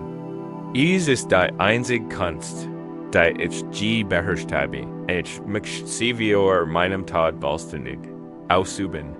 Wenn ich fertig bin, werde ich in diesen Ort zurückkehren und ihren mein Leben haben. Der Ronin amüsiert aber dies seltsam. Stimmt zu. Vermutet, der Teammeister wird versichern zu fliehen und prüft sich darauf. In Zujagen, Rikyu kehrt in das kleine Einwegzimmer des Gasthauses zurück. Sein Schüler, die Nachricht gehört hatten, waren dort. Und weinten wie Angst und Verzweiflung. Sie fletten in Wegzelaufen und sich zu verstecken. Da Rikyu blieb gelassen. Ruhig bat sie, ihn allein zu lassen. Da sich Mighty volum hersen off den tivo reden must. Allein im Raum geriet nicht in Panik. Grubbelt nicht aber seinen. Beverstehenden Tag nach. Verflucht den Ronen nicht und bekleid auch. Nicht sein Schicksal. Statusen began a diocese higher, das Oralti and Hillig Ritual Deity Trinkens. Began Fegen der Tatami Madden, nicht als lastet Pflicht, sondern als Meditation. Jeder schwung de Bisons were Buist and Volstendig. Fekt nicht, den Boden sauber zu bekommen. Das Fegen selbst were in diesem Moment das Gesandt. Holt Wasser aus dem Brunnen. Lausch dem Gurgusch, als den Eisenkessel voll. Incendit das Holzkohlfeuer, Biobauch die Flammen, Geist sich Kruishalten und Tanzen, und spürt Wurm. G dem Finding were lebendig. Unmittelbar, lebendig. Die Angst war noch immer in seinem Körper präsent. Ein Lieses Summon, das sie hat nicht die Kontrolle. Sein Aufmerksamkeit war da wollte ein schlicht, dunkel, scheel. Wurmt sie, mighty heisem Wasser, sein Bugungen waren gemsglick und nötig in Praseis. Nahm dem Bambusbisen an betrachtet sein feinen Sinken. Nahm die Lackier Titos, wickelt die Seitenquirl aber hab den Deckel. Schuttet das lugten Grünmatschepulver in die Schale. Datsch nicken den Ronen, nickten. Das Schwert nickten den Tad, nur das Grünpulver. Die Dunkelschale, das Geffel der Bambuslefels in seiner Hand got Gas heißes Wasser aus dem Kessel. Ein Lieses, friedliches Lied. Dann begann den Tee zu schlagen. Die rhythmisch fließen Bugang seines Handlings were das einzig, was es auf der Welt gab. Schlug keinen Tiem zubrig dich auf seinen Tad wie wurde das Schlagen, aber die Zeremonie. Sein Prozent were so allumfassend, so absolut. Dass der kleine Raum sich in einen grenzenlosen Raum der Still ausschütten schien.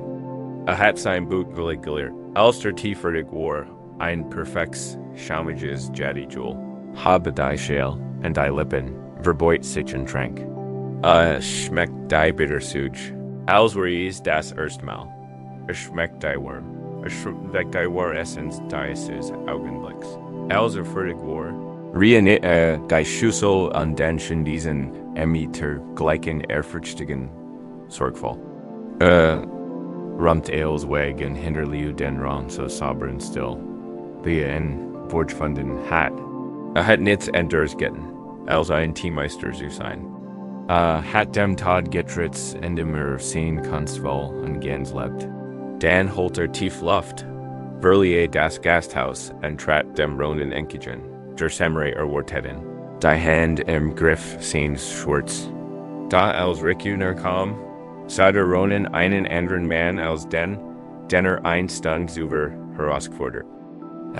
Riku ging im tiefer, unerschütterlicher Ruhe. Seine Augen waren klar, sein Gesicht heiter. Keine Angst war in ihm, nur ein tief, kraftvoll Still. Es war die Gegenwart eines Manns, der sich selbst bereits verloren hat, der nichts mehr zu verlieren und nichts mehr zu verteidigen hat. Der Ronin, der im Kampf anschlagen Kriegern, gegenüber Justin hat oder einer solchen Erscheinung noch nie begegnet. Sie war einschüchternder als die Durchschaustone, of Aggression. Erkannte, dass Rikus Krippers Worten, aber seinen Geist nicht berühren konnte. Eine solchen Mann zu ten, war kein Sieg, es war Schand.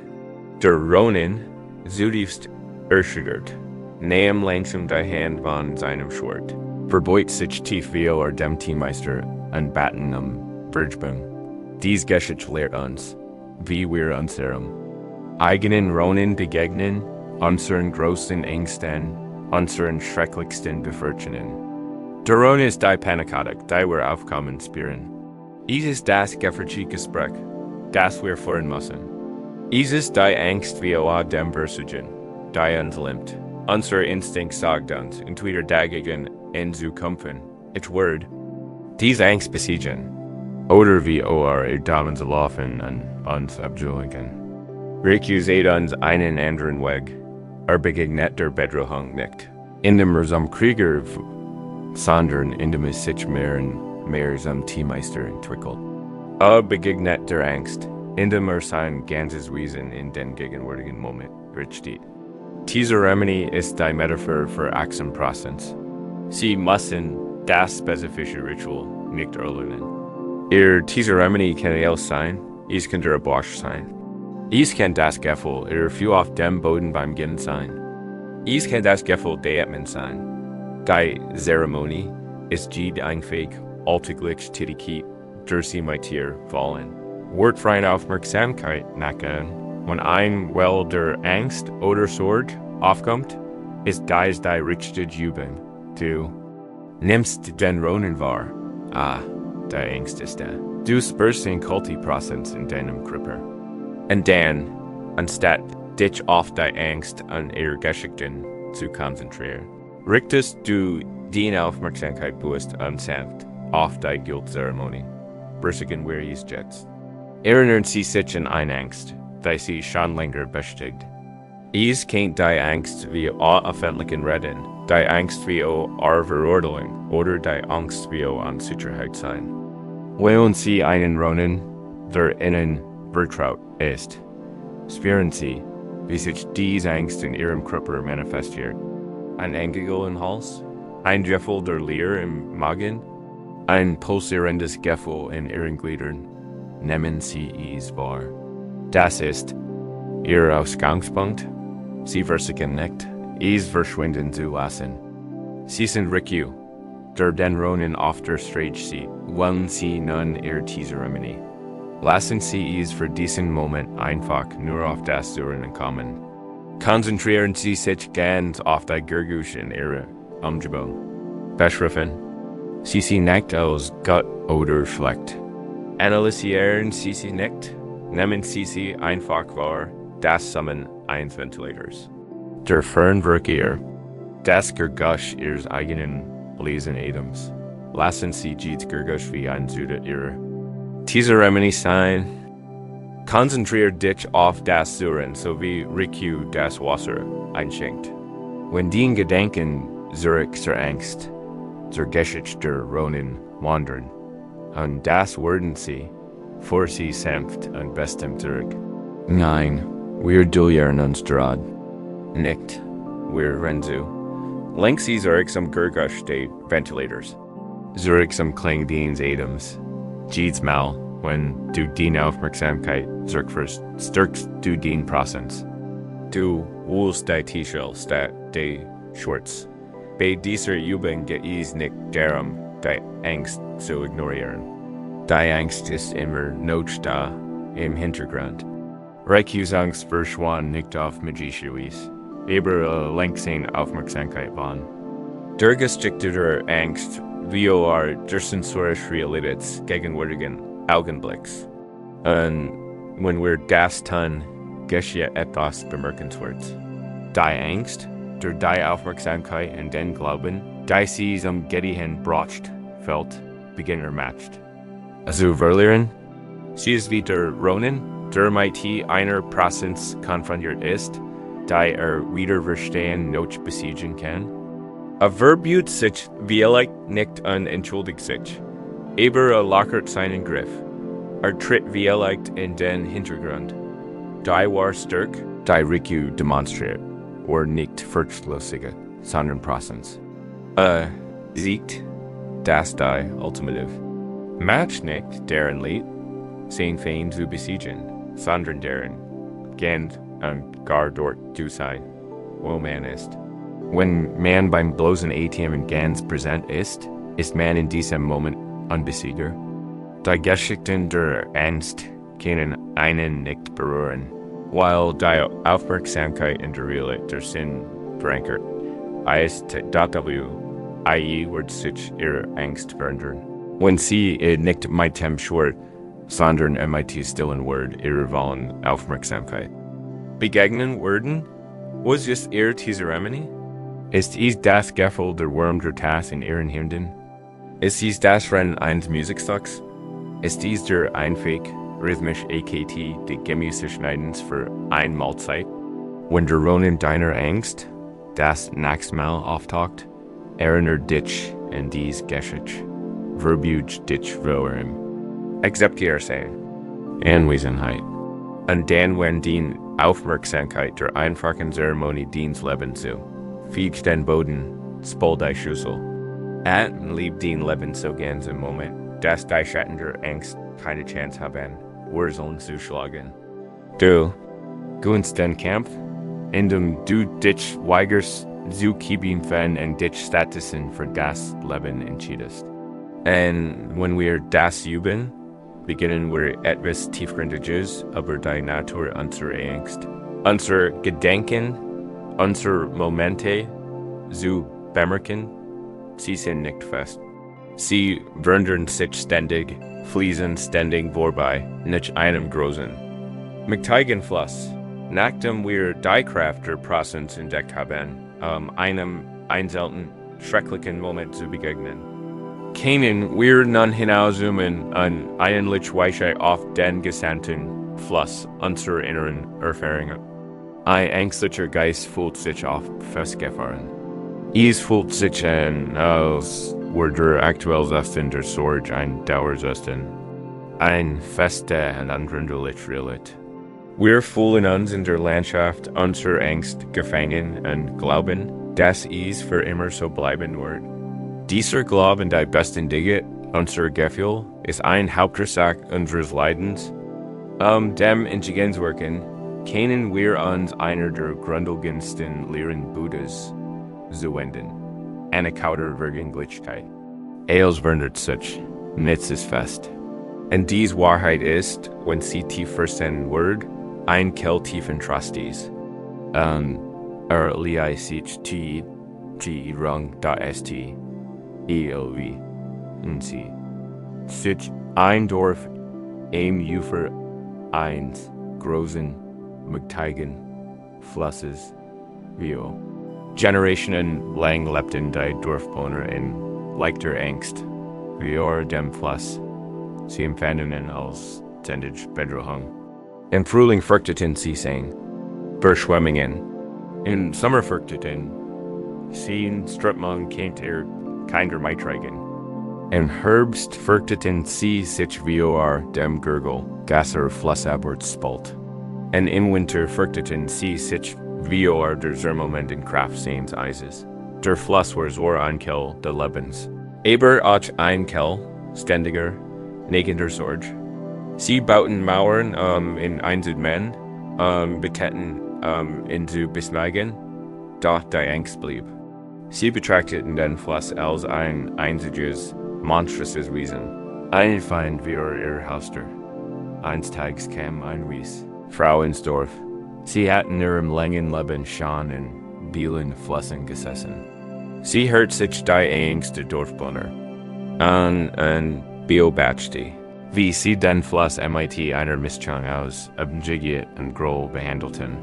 Eines Abends lud sie die Dorfältesten ein, sich mit ihr ins Flussufer zu setzen. Die Sonne ging gerade unter und warf ein goldenes Licht auf die Wasseroberfläche. Glier von diesem Fluss, den fürchtet, sagt sie, der Älteste der Räts ergriff das Wort. Es ist ein gefährliches Tier, sagte. Es ist immer higher und bedroht und ständig. Wir fürchten es seit der Zeit unserer Grover, die Frau lächelte sanft. Sie taucht einen Holzbecher ins Wasser. Haben ho und goss das Wasser zurück in den Fluss. Ist das Wasser, das ich gerade zurückgegossen habe, deshalb, das jetzt mein Handbeere? Fragt sie dat die Ältesten schauten, berührt. Nein, antwortet einer von ihnen. Das Wasser, das du gegossen hast, ist bereits Flussabwärts. Genau, sagt die Frau, und ist der Fluss. Denn sie jetzt wie sich sehen, Dursel Fluss, den ihr Grover fürchteten. Dies Frage verwirrt sie. Natürlich, sagt der Älteste. Es ist der Großfluss. Der Name ist Dursel, antwortet die Frau. Die Ufer sind größtenteils gleich geblieben. Aber das Wasser selbst, das Wasser, das den Grover beruhigt, ist nun Teil des fernen Ozeans. Das Wasser, Das Schuk morgen Boiner Heat hat Diendorf bereits Pascher und begrüßt die Felder flussabwärts. Der Fluss, den du gerade betrachtest, hat es in der Weltgeschichte noch nie gegeben. Und in einem Augenblick wurde er verschwunden sein. Setzt durch Newswasser auf seine Ries, the Meer. Du lebst nicht neben einem einzigen. Unveränderlichen Namens der Fluss. Du lebst neben einem ständigen, niedenden Prozess der Weltruhe. Du lebst neben einem Fluss. Sifu. Ich feller und die Kell ihrer Angst liegt darin, dass sie versuchen, etwas zu bekämpfen, einwiesen, aber sie können nicht gegen Einschränkung ankämpfen. Sie können keine Mauer gegen einen Prozess errichten. Die einzige Möglichkeit, friedlich mit dem Fluss zu leben, besteht darin, seine Natur zu verstehen. Fleet. Verändert sich. Mal ist sein Wasser hoch, mal niedrig. Mal ist ruhig, mal stürmisch. Aber wird immer. Sie haben in Angst wie einem Geist gelebt. Dem Geist des Flusses von gestern. Die Tessen seisen schweigend. Da die Wahrheit ihrer Wort bekommen sie. Sie hatten einen Prozess wie einen Dauersassen behandelt. Sie hatten den sich ständig verändernden Fluss zu einem statischen Feind verhört. Von diesen Tagen begann sich die Beziehung des Durchs zum Fluss zu verändern. Sie lernten, sein Lernen zu beobachten, sein Kraft zu respektieren, aber sein Anwesenheit nicht zu fürchten. Sie lernten nicht als Ding zu sehen, sondern als Symbol des Lebens selbst. Immer in Bewegung, immer im Wandel, immer im Fluss. Unser Verstand ist dieser Fluss. Unsere Gedanken, unsere Gefühle, unsere Ängste, sie sind das Wasser. Wenn wir in einem Teufelskreis des Grübelns gefangen sind, machen wir denselben Fehler wie die Dorfbewohner. Wir nehmen ein flüchtiges mentales Irenes ein Sorge, ein Gefühl der Angst und befestigen es. Wir geben ihm einen Namen, mein Angst, mein Depression. Wir behandeln es wie ein einzelnes monströses Wesen, das sich dauerhaft in uns eingenistet hat. Wir errichten mentale Mauern, es einzelnen vor ein Ritual durch, es zu beschwichtigen, und leben in ständiger Angst wie seiner Anwesenheit. Wir glauben, der ängstliche Gedanke, den wir gerade haben, ist derselbe, den wir gestern hatten und der uns morgen heulen wird. Da die Lehre der Vergänglichkeit, die Weisheit des Flusses, sagt uns, dass dies eine Illusion ist, der ängstliche Gedanke, den sie gerade erleben, ist ein frischer Aufschwung geistiger Energie. Ist wie ein neuer Wassertropfen. Gleich würde vergehen, und ein neuer Gedanke wird seinen Platz einnehmen. Ihr Geist ist kein stagnierender Sumpf. Ist ein fließender Fluss des Bewusstseins. Das Einzige, was ihn stagnieren lässt, ist unser verzweifelter Versuch in Einzelnen, in einem bestimmten Gedanken oder Gefühl versuchen, sei es durch Widerstand oder durch Besessenheit. Geist ist ein zutiefst hoffnungsvoll und befreiend. Wahrheit. Dein aktueller Geisteszustand ist nicht dein endgültiges Ziel. Ist nur das Wetter des Augenblicks. Du bist nicht deine Angst. Du bist der Wind auf den Himmel, durch den die Wolken der Angst sehen. Du bist nicht der Fluss. Du bist das Tief, Stillflussbett, das dem Wasser erlaubt. Weiters auflehen. Lass uns jetzt dieses Gefühl spüren. Komm in deinen Körper und lenk deine Aufmerksamkeit auf den Fluss deines Atems. Der Atem ist ein perfekter, kleiner Fluss. Jeder Atemzug ist Newswasser, nie zu vergeben. Jeder Atemzug ist ein Loslassen, ein Kommenstrom abwärts. Nun lädt sie ein, sich ins Ufer ihres Gedankenflusses zu setzen. Finden Sie einen angenehmen, stablen Ort in Ihrem Bewusstsein. Beobachten Sie von diesem Standpunkt aus einfach den Fluss Ihrer Gedanken und Gefühle, wenn Sie vorbeisehen. Du musst sie nicht benennen. Du musst sie nicht verteilen. Du musst nicht verstehen. Woher sie kommen oder wohin sie gehen. Die einzig Aufgabe ist, ihnen beim Vorbeisehen zu süßen. Stellen Sie sich wie jeder Gedanke ein Blatt, das auf die Wasseroberfläche gefallen ist. Hier kommt ein Blatt MIT Durchbrechen. Was, wenn ich heute Nacht nicht schlafen kann? Beobachten Sie es? Sehen Sie sehen Form, sehen Farbe. Und dann lassen Sie sich von der Strömung wegregen. Beobachten Sie, wie es vorbeitritt und hinter der Biegung verschwindet. Hier kommt ein weiteres Blatt, ein Erinnerung an den Tag, ein Gespräch, ein Bild, Grief nicht danig. Schieb es nicht weg. Lass es einfach in der Oberfläche des Bewusstseins. Treiben und lass den Fluss seine Arbeit tun. Es flieht vorbei.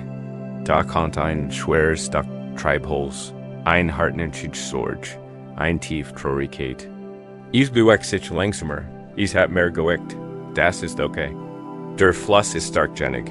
Es tragen. Beobacht es einfach. Bleib im Ufer. Du bist der Zug, nicht das Treibholz. Du bist die stable Erde, die Strömung beobachtet. Der Fluss nimmt Eels auf. Blätter SDE, Schlamm, Sonnenlicht, und drei Eels zum Großen. Friedlichen Ozean. Den Bewusstsein kann wie dieser Fluss sein. Es kann Eels zulassen und Eels loslassen. Diese Praxis ist das Gegenteil von Verfestigung. Jeder Moment, den du einfach nur beobachtest, verstärkt die Wahrheit der Wirklichkeit. Du trainierst deinen Geist, nicht mehr festzuhalten und zu zulassen. Du lernst, dem Fluss zu vertrauen. Manchmal ist der Fluss der Geist turbulent. Die Gedanken sind schnell und chaotisch, wie Stromschnellen nach einem Sturm. In solchen Momenten kann man leicht mitgerissen werden, ins Wasser fallen und glauben zu ertrinken. Gerade dann ist Übung am wichtigsten.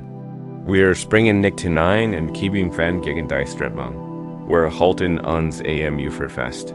Wir verankern uns im Gefühl des Atems oder im Gefühl unseres Körpers auf der Oberfläche unter uns.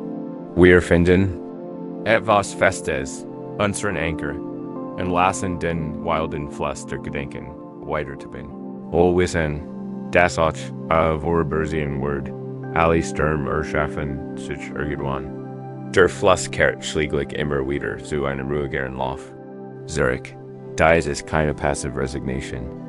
Es ist eine aktive, mutige Ausrichtung auf die fundamentale Natur der Realität. Realität ist Veränderung. Sich der Veränderung zu widersetzen bedeutet, sich in einem ständigen, aussichtslosen Kampf mit dem Universum zu befinden. Veränderung zu akzeptieren, den Fluss zu umarmen, bedeutet, tiefen und dauerhaften Frieden zu finden, der nicht davon abhängt, ob der Fluss ruhig ist. Dieser Frieden kommt aus dem Wissen, dass der Fluss, egal was tut, immer weiterfliegt. Die Sorge, die du gerade so intensiv spürst, ist kein lebenslängliches Urteil. Sie ist ein vorübergehender Wolk in deinem Himmel. Sie ist ein Blatt in deinem Fluss. Sie ist Wasser, das bereits auf dem Weg zum Meer ist. Können Sie am Ufer Ihres Geistes sitzen und einfach dem Fluss süßen. Im Vertrauen darauf, dass stets an weiten, ruhigen Meer folgt, und wenn wir diesem Fluss süßen, beginnen wir wie erlegt, die Etiketten zu hinterfragen. Da wir den Dingen anhelfen, die wir vorbeitreiben sehen. Ist dieses Stück Treibholz wirklich schlecht? Ist dieser sonnige Wasserfleck wirklich gut? Das wird uns dazu.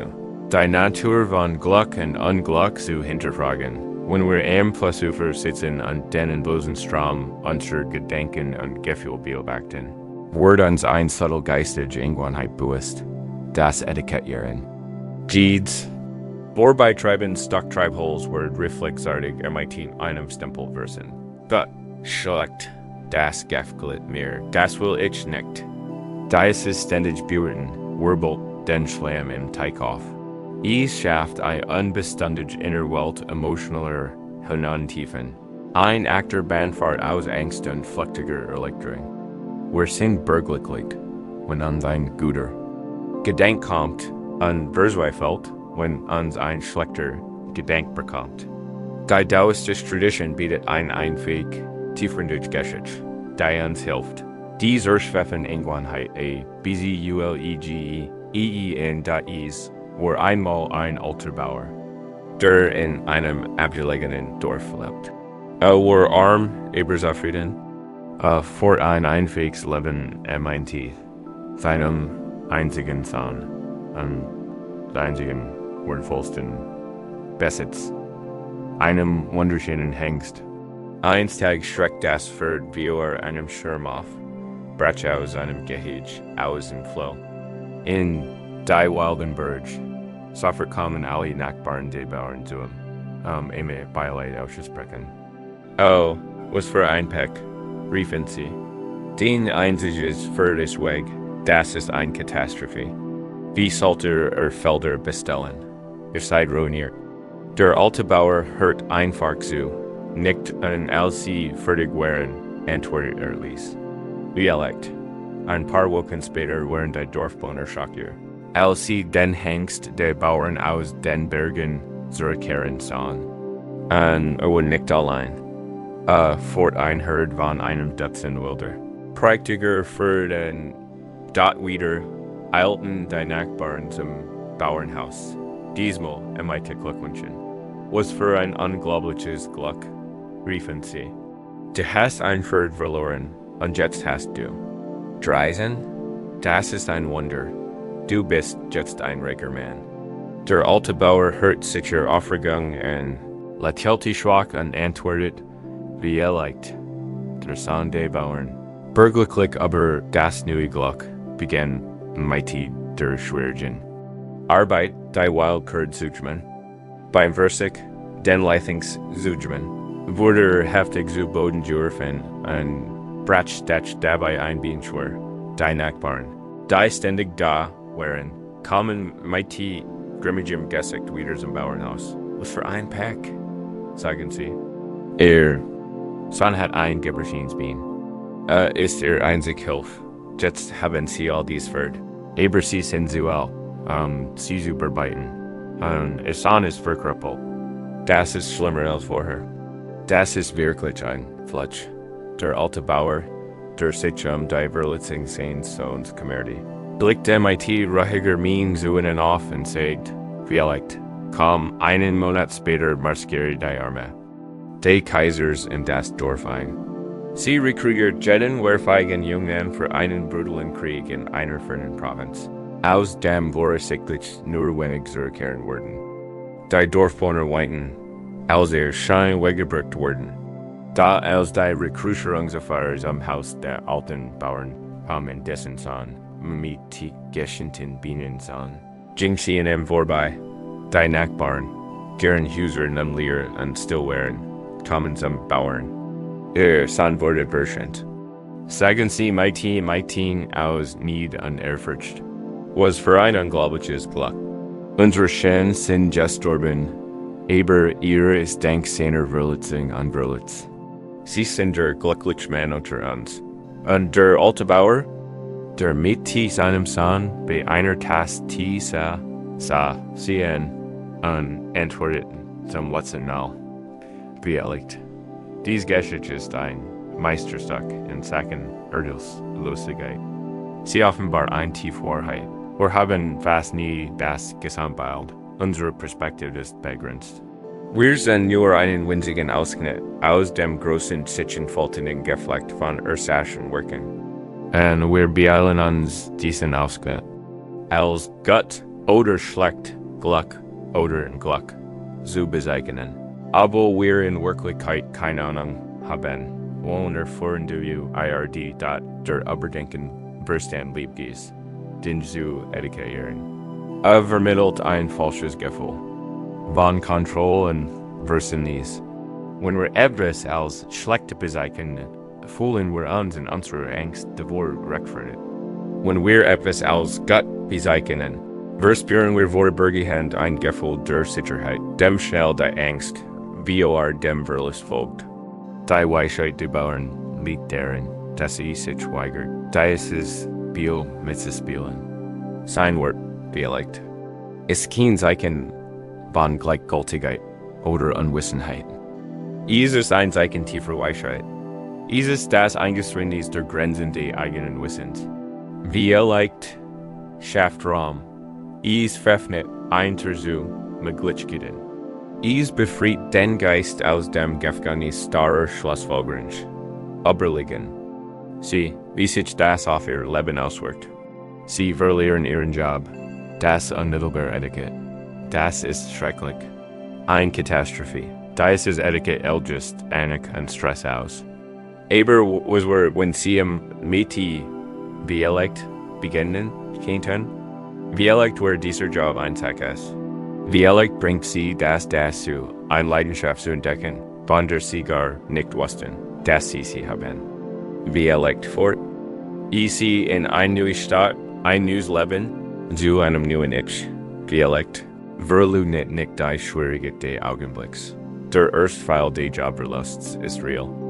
Aber es verhindert den zweiten Fall, der GTS, Tropen-Story. TLIMGEKRT erholt man eine Beförderung. Die unmittelbare Botschaft. Das ist wunderbar. Ich habe es geschafft. Das ersucht Aufregung, aber Erfolgsdruck und die Angst. Für die neue Rolle nicht gutgängig zu sein. Was wenn man dem mit Dialekt begegnet? Dialekt erfüllt mich diese Rolle. Dialekt bringt Sie neue Herausforderungen mit sich.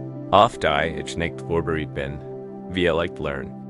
Ich etwas wichtiges über mich selbst, unabhängig davon, ob ich im herkömmlichen Sinn erfolgreich bin oder scheitere. Dialekt ermöglicht die neue Situation, mit offenen Augen anzugehen, ohne die Last unrealistischer Erwartungen. Versuchen wir die Kraft des Dialekt jetzt zu spüren. Denken Sie in eine Situation in Ihrem Leben, die Sie fest als schlecht abgestempelt haben. Es könnte ein gesundheitliches Problem sein, ein finanzielles Problem, ein schwieriges Beziehung, den aktuelles Etikett in. Voll die Geschichte, die du über diese Situation erzählst. Acht auf die Emotionen, die diese Geschichte hervorruft, Angst, Traurigkeit, Hoffnungslosigkeit. Spür, wie fest und absolut sie wirkt. Das ist etwas Schlecks. In der Geschichte, als Experiment leidet sie ein, im Ende dieser Geschichte vorsichtig das Wörtchen Dialekt einzufügen. Ich kämpfe mit meiner Gesundheit, und das ist schrecklich. Dialekt. Diese finanzielle Situation ist eine Katastrophe. Dialekt. Diese Beziehung ist Hoffnungslosigkeit. Dialekt. Was bewirkt dieses Kleinwort? Es ist, als würde man in einem stickigen Raum ein Fenster öffnen. Es soll just das Problem, nicht auf mit Gischiris, aber es lasst ein, wenig Luft, und wenig Licht hierin. Es bringt einen Hauch von Zweifel in die monolithische Gewissheit deiner Verzweiflung. Es flüstert, dass die Geschichte nutzt nicht, du kennst das nicht.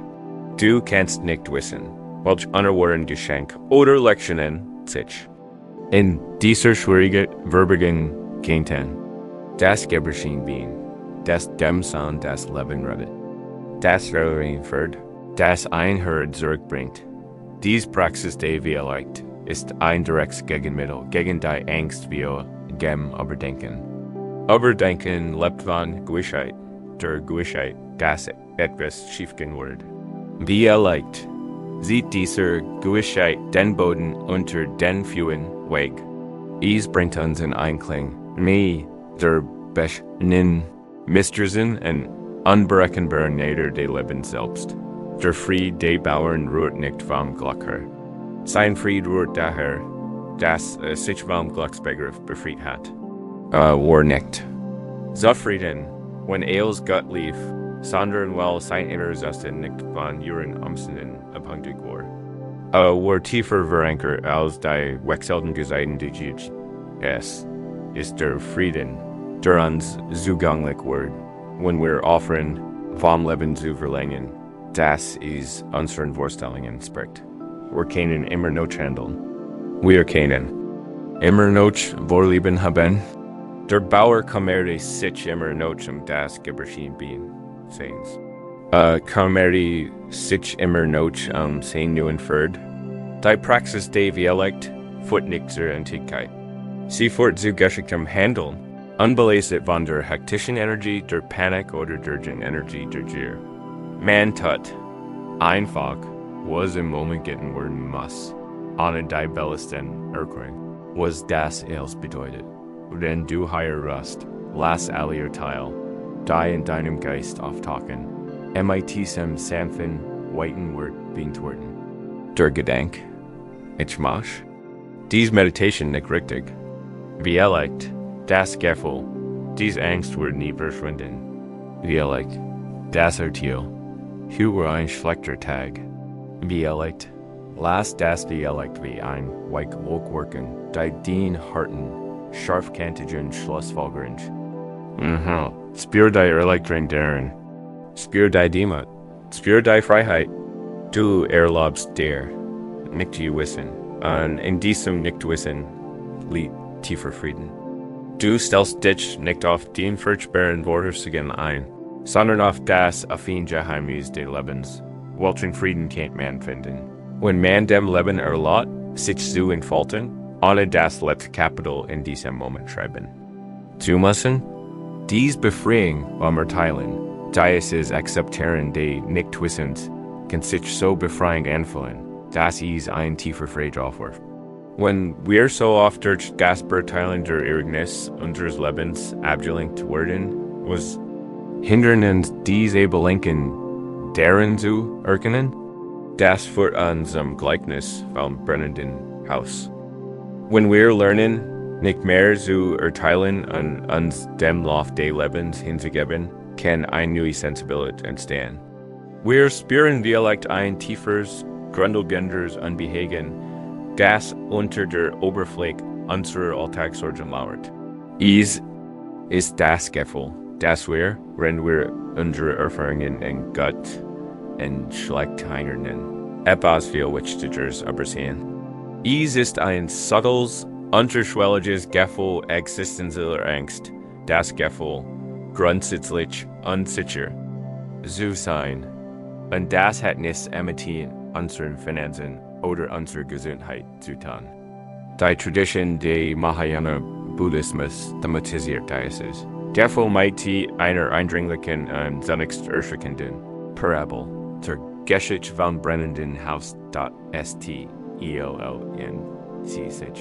Ein riesiges, altes Herrenhaus war, großzügig und reich versiert, aber aus altem, trockenem Holz gebaut.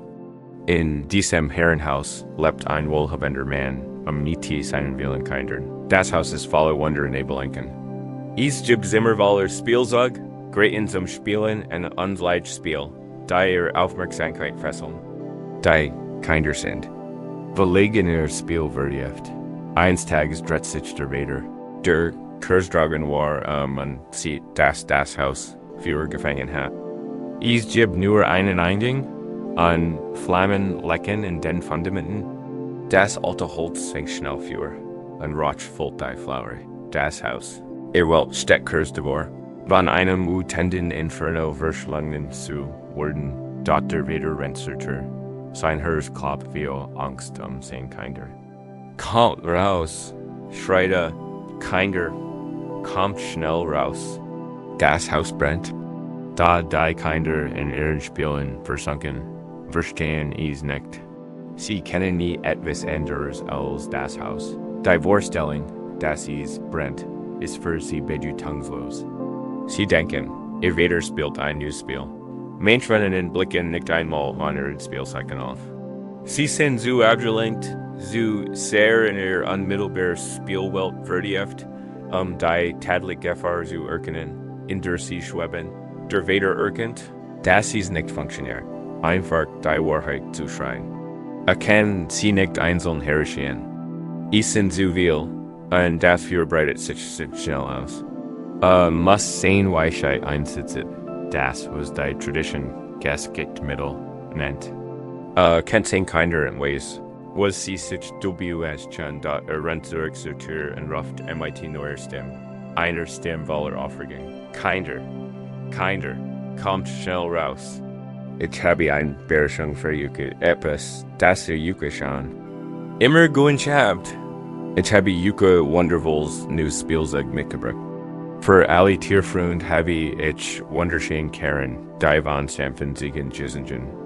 Und für Yuka, mein Terrenkinder, habe ich noch Schneer, Karen, die von flinken Hirschen Gesigen. Und für die Müdigsten habe ich die praktiksten Karen von allen. Gesigen von kräftigen, Weigen geschmackt MIT Julen, Glackchen. Als die Kinder das rennen, wurden sie plötzlich neugierig. Ihr altes Spielzeug wirkt im Vergleich. So den Versprochener Schätzen langweilig. Sie haben schon immer von solch Praktiken Karen geträumt. Sie vergessen ihr Spiel und stürmen alle eilig aus der einzigen Tür. Begehrt darauf, ihr Preis ein ZUF oder DERN. Als sie alle sicher im offenen Hof sind, blicken sie zurück und sehen, wie ihr Zuhaus, ihr ganz Welt, von einem schrecklichen Führerverser Word. Sie erkennen die Gefahr, in der sie schwetten, und verstehen, dass der Vater ihnen das Leben gerettet hat. Der Vater ist erleichtert und schenkt jedem seiner Kinder einen prächtigen Kern. Gesigen von einem großen Wagen viel prächtiger als alle, die er versprochen hat. Matcht ihnen allen das allerschönste Geschenk. Die Befreiung vom Führer dieses Gleiches kann zunächst beunruhigend sein. Aber es ist ein Geschichte von immensem Gefühl. Das brennende Haus ist ein Metaphor für Samsara, der Kreislauf von Geburt, Tod und Leid, in dem wir leben. Es ist unser gewöhnliches, konditioniertes Dasein. Von innen fühlt es sich nicht immer so an, als stand es in Flammen. Es fühlt sich normal an. Es ist voller Überdenken. Unsere Ambitionen, unsere Freuden, unsere Beziehungen, unsere Angst. Das sind die Spielzeuge, die uns fesseln. Wir sind so sehr MIT im Spiel des Lebens beschäftigt. Dem Spiel von Erfolg und Misserfolg, von Zuneigung und Abneigung, dass wir den Sattel und Rausch der Vergänglichkeit, die Hitze der Unzufriedenheit, die Flammen des Alterns, der Krankheit und des Todes, die diesem konditionierten Dasein innewohnen. Nicht bei mir RKI, na dat der Vater, ist Buddha dat der Lute der Weisheit. Sieht die Gefahr klar, weil sich außerhalb des Hauses befindet. Sein erster Versuch, die Kinder zu retten, bestet deren, ihnen schlicht die Wahrheit zu sagen, die Welt leidet. Existenz steht in Flammen. Das ist die erste Edelwahrheit des Buddhismus. Dafür die meisten von uns, wie für die. Kinder ist diese Wahrheit zu krass, zu abstrakt. Sie berühren uns nicht. Wir sind zu sehr MIT unseren Spielzeugen beschäftigt. Der Vater bietet sich also geschickter Mittel. Die Schannenkarren, der Siegen, der Hirsch und der Ochsenkarren repräsentieren die verschiedenen Ebenen spiritueller Lehre und Praxis. Sie sind die Verheiligungen, die uns auf den Weg locken. Wir beginnen vielleicht MIT der Meditation, weil wir den Siegenkarren der Stress reduzieren wollen. Wir studieren vielleicht Philosophie, weil wir den Hirschkarren der Intellektuellen Verständnisses wollen.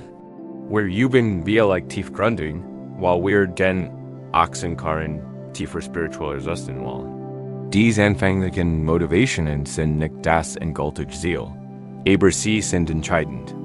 Sie sind die mitfühlenden Verlockungen, die uns dazu bringen, unsere Spielzeuge fallen zu lassen und aus dem brennenden Haus zu arieren in das Wichtigste in der Geschichte. Sobald wir Draugen sind, sobald wir Durchübung aus unserem konditionierten, egogetriebenen Weltbild herausgetrennt sind, sehen wir das für selbst. Wir erkennen die inhärente Instabilität an Unzufriedenheit eines Lebens, das auf Anhaftung und Ermüdung basiert. An diesem Punkt geht es nicht mehr den eins Preises. Es geht die tiefe Erleichterung, vom für befreit zu sein. Und das Geschenk, das wir erhalten, der groß wies Achsenkarren, ist die ultimative Befreiung der Erwachen selbst, die weit über das ursprüngliche Ziel hinausgeht, das wir anstreben. Sie ist jedem gleichermaßen gegeben. Dies Geschenk fordert uns auf, MIT Samter Dringlichkeit über unser eigenes Leben nachzudenken. Sie soll keine Panik auslösen, sondern uns Klarheit erschaffen, welches Bielsag fesselt uns. Erst, ist das in Losstreben nach Reichtum. Das Drama unserer Beziehungen, das ständig Scrollen durch das Handy, ist es das Zwanghaftspiel unserer eigenen Angst zu analysieren? Dies Dinge sind nicht grundsätzlich schlecht, genauso wenig wie die Kinderspiels schlecht wären. Aber sie lenken uns eben und hindern uns daran, die grundlegende Natur unserer Situation zu erkennen. Lass uns einen Moment darüber nachdenken. Spür die Stabilität deines Körpers, den sanften Rhythmus deines Atems und von diesem stablen Ort aus kannst du das Feuer in deinem Leben betrachten. Nicht die dramatischen Flammen, sondern den subtilen Rausch. Spüren Sie die subtle Unzufriedenheit, die selbst Ihren Momenten dem Vergnügen zugrunde liegt. Das Gefühl, das ist nicht wann Dauer sein wird, das ist der Rausch der Vergänglichkeit. Spüren Sie die subtle Anstrengung, die ist erfordert, ihr Selbstwertvoll, ihr Identität, ihren Ruf aufrechtzuerhalten, die ständig unterschwellige Anspannung des Selbstbewusstseins. Das ist die Hitze des Ego-Führers. Spüren Sie, wie Geist Ihnen durch die Finger rennt, wie aus Momenten TAG und aus Tagen Jahr werden und Sie einer unbekannten Zukunft konzentrieren? Es ist das still unaufhaltsam Nistern des brennenden Holzes. Dies anzerkennen bedeutet nicht, morbid zu sein. Es bedeutet, realistisch zu sein. Es bedeutet, wachsam zu sein. Die Kinder im Haus wären nicht wirklich glücklich. Sie wären einfach abgelenkt. Warfreud findet man nicht, indem man sich noch mehr in das Bild vertieft. Man findet sie, indem man hinausgeht in die frische Luft der Freiheit. Und was sind die schönen Wagen, die getroffen? Was ist das Versprechen, das dich zu einem tiefen Leben wirft? Vielleicht ist es das Versprechen eines ruhigen Geistes. Vielleicht ist es der Wunsch nach tiefen Verbindungen. Vielleicht ist es die Sehnsucht nach einem Schein, was auch immer. Es ist vertraut darauf. Es ist den mitfühlend inner Weisheit, den eigener Weder, der dich in Sicherheit ruft. Folge diesem Ruf. Lass es der Grund sein, den ebelenkennen Spielsicken fallen zu lassen und der Tür zu rennen. Die Praxis der Achtsamkeit. Der Weg des Zen ist dieser AKD, der Laufens zur Tür. Jeder bewusste Atemzug ist ein Schritt aus dem Rauchvolten. Korridor. Jeder Moment wortfreien Bewusstseins ist ein Hauch frischer Luft. Wir warten nicht auf ein zukünftig Retten. Die Rettung geschieht jetzt. In jedem Moment, in dem wir Prozess der Ebelenken, welch wunderbare Wahrheit ruft sie dazu auf. Die Ebelenken hinter sich zu lassen und in die frische Luft zu treten. Rennen sie genau hin? Unter dem Lärm ihres Alltags kennen sie sich ran. Es ist das Versprechen eines Friedens, der nicht von Umständen abhängt, einer Freude, die nicht vom Gewinnen des Spiels abhängt. Es ist das Versprechen ihres eigenen erwachten Herzens, das geduldig auf. Sie wartet direkt wie der Tür des brennenden Hauses. Und die Essenz dieses Friedens, das Geheimnis, dies Tür zu verlassen, liegt nicht in einer großen, komplexen Philosophie, sondern in etwas so einfachem und reinem wie einem einzelnen, perfekten floatenden. When wir die samt dringlichkeit unser Situation erkennen en unser conditioniertes Leben als Brennens Haus voller Ebelenken betrachten. Fühlen wir uns möglicherweise überfordert. Die oft so in common kann monumental erscheinen. An komplex spirituelle Techniken oder Jarlinge Museum Anstrengen erfordern. Wir könnten uns vorstellen, dass der Frieden, der außerhalb des Führers Lied, ein große Symphonie ist. Etwas Komplexes und Schwerreiches. Da, die Weisheit des Zen ist oft in die intelligente Richtung. Nichts zu großer Komplexität, sondern zu einer radikalen, fast schockierenden Einfachheit. Siehe nach, dass der Gesamtfrieden nicht in einer Symphonie, sondern in einer einzigen, perfekt gespielten Note enthalten ist. Da ist die Geschichte eines jungen Kaisers, der in einer Zeit größer Unruhen den Thron bestieg. Sein Königreich wurde von Hungersnot, politischen Intrigen und Kriegsgefahr heimgesucht. Vom Aufwachen bis zu seinem unruhigen Schlaf und altis in einem Wahnsorgen. Ständig schmiedet Strategien, plant und diskutiert MIT seinen Bürgern. Der Last Schriftroll über Regierungsfragen und militärische Taktiken. 1000 komplexe Szenarien, 1000 mögliche Katastrophen durchliefen seinen Kopf. Wurde dann und blass. Und das Last Saints Königreichs lastet schwer auf ihm und rat ihm jeglich Lebensfreude, als der Kaiser von einem legendären Musiker. Hört, der als Einsiedler in den Bergen lebt und dessen Musik selbst dem bekümmertsten Hirsen Frieden bringen soll. Beschlossen ihn aufzusuchen. Ließ seinen Palast und 10 Sorgen hinter sich und matcht sich auf die Langreise in die Hohen. Still in GIPFEL, da fand den Musiker in einer einfachen Hut neben einem Wasserfall. Der Mann war alt, MIT, Augen so klar und tief wie ein Bergsee. Der Kaiser schildert ihm mit tiefer Verzweiflung sein Leid. Meister, sage, mein Geist like einem tobenden Schreckfell.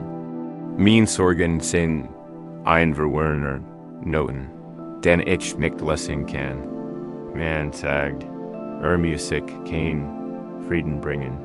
Ich bitte Yuka, spielt für mich, spielt mir die Symphonie eines ruhigen Geists. Der alte Musiker blickt den jungen Kaiser mitfühlend und nickt. Begriff wortlos nach einer einfachen Bambusflöte. Stimmt keine schillernd, komplex Melodie. Stellt sein Virtuosit nicht MIT, einem Notenwirbel unter Beweis. Stattdessen holt einmal tief Luften, spielt einen einzigen, langgesagten Ton. Der Ton war unglaublich rein. War klar und gleichmäßig, wie ein Strahl Mondlicht. War nicht laut, schien aber das ganz Tal zu erfüllen, und das Donnern des Wasserfalls zu durchdringen. War so schlicht, so schrecklos, dass der Kaiser sonnigsinn war. Hat eine großartige Komposition erwartet. Da als der Ton anhielt, begann sich etwas in ihm. Weil die Not so einfach war, hat sein verzweifelter. Verstand nichts, woran sich festhalten, nichts analysieren, nichts vorhersagen konnte. Konnte sich nicht fragen, was kommt als nächstes, denn nichts als nächstes. Da war nur die Not, die vollkommen im Hier und Jetzt existiert. Der Kaiser merkt, wie sich sein Atem verlangsamt und sich mighty gemlängen. Gleichzeitig zum Potenzspieler synchronisiert. Der verworrene Noten seiner Sorgen, der nichts News zu bieten hat, begann sich zu lassen. Die Note wirkt wie ein Stimmgabel für seinen eigenen chirurgischen inneren Zustand, und Luden zurück schlicht. Klangvoll still dort der Musiker. Hielt den Ton Eingefältigkeit in und wiesen dann, so sanftly begonnen hat in der Still der Bird verklingen. Die darauf folgend Still war nicht leer. Sie war lebendig, vibrierend und erfüllte vom Echo dieses einen perfekten Klangs. Der junge Kaiser saß sprachlos da, trat in Strändenem übers Gesicht. Der Sturm in seinem Kopf hat sich gelegt. Versper einen Frieden, den seit seiner Kindheit nicht mehr gekannt hat. Was war das für ein Melodie? Flüster schließlich. War das ganz, was ich je gehört habe. Der alte Musiker lächelte. Das war keine Melodie, sagte er. Das war die Einzelnote aus der alle Melodien entstehen. Ist der Klang des Augenblicks. Den Verstand ist komplex, weil du immer nach der nächsten Note, der nächsten Strategie, der nächsten Lesung suchst. Aber Frieden liegt nicht in der nächsten Note. Frieden ist die Einzelnote, die gerade jetzt entsteht. Alle Symphonien der Welt sind nur wunderschöne Reisen wegwandern zurück zu diesem einen einfachen Klang. Lern diese eine Note souverän. Und du wirst die Symphonie beruhigen mit Geschichte ist das Hörstück der Praxis.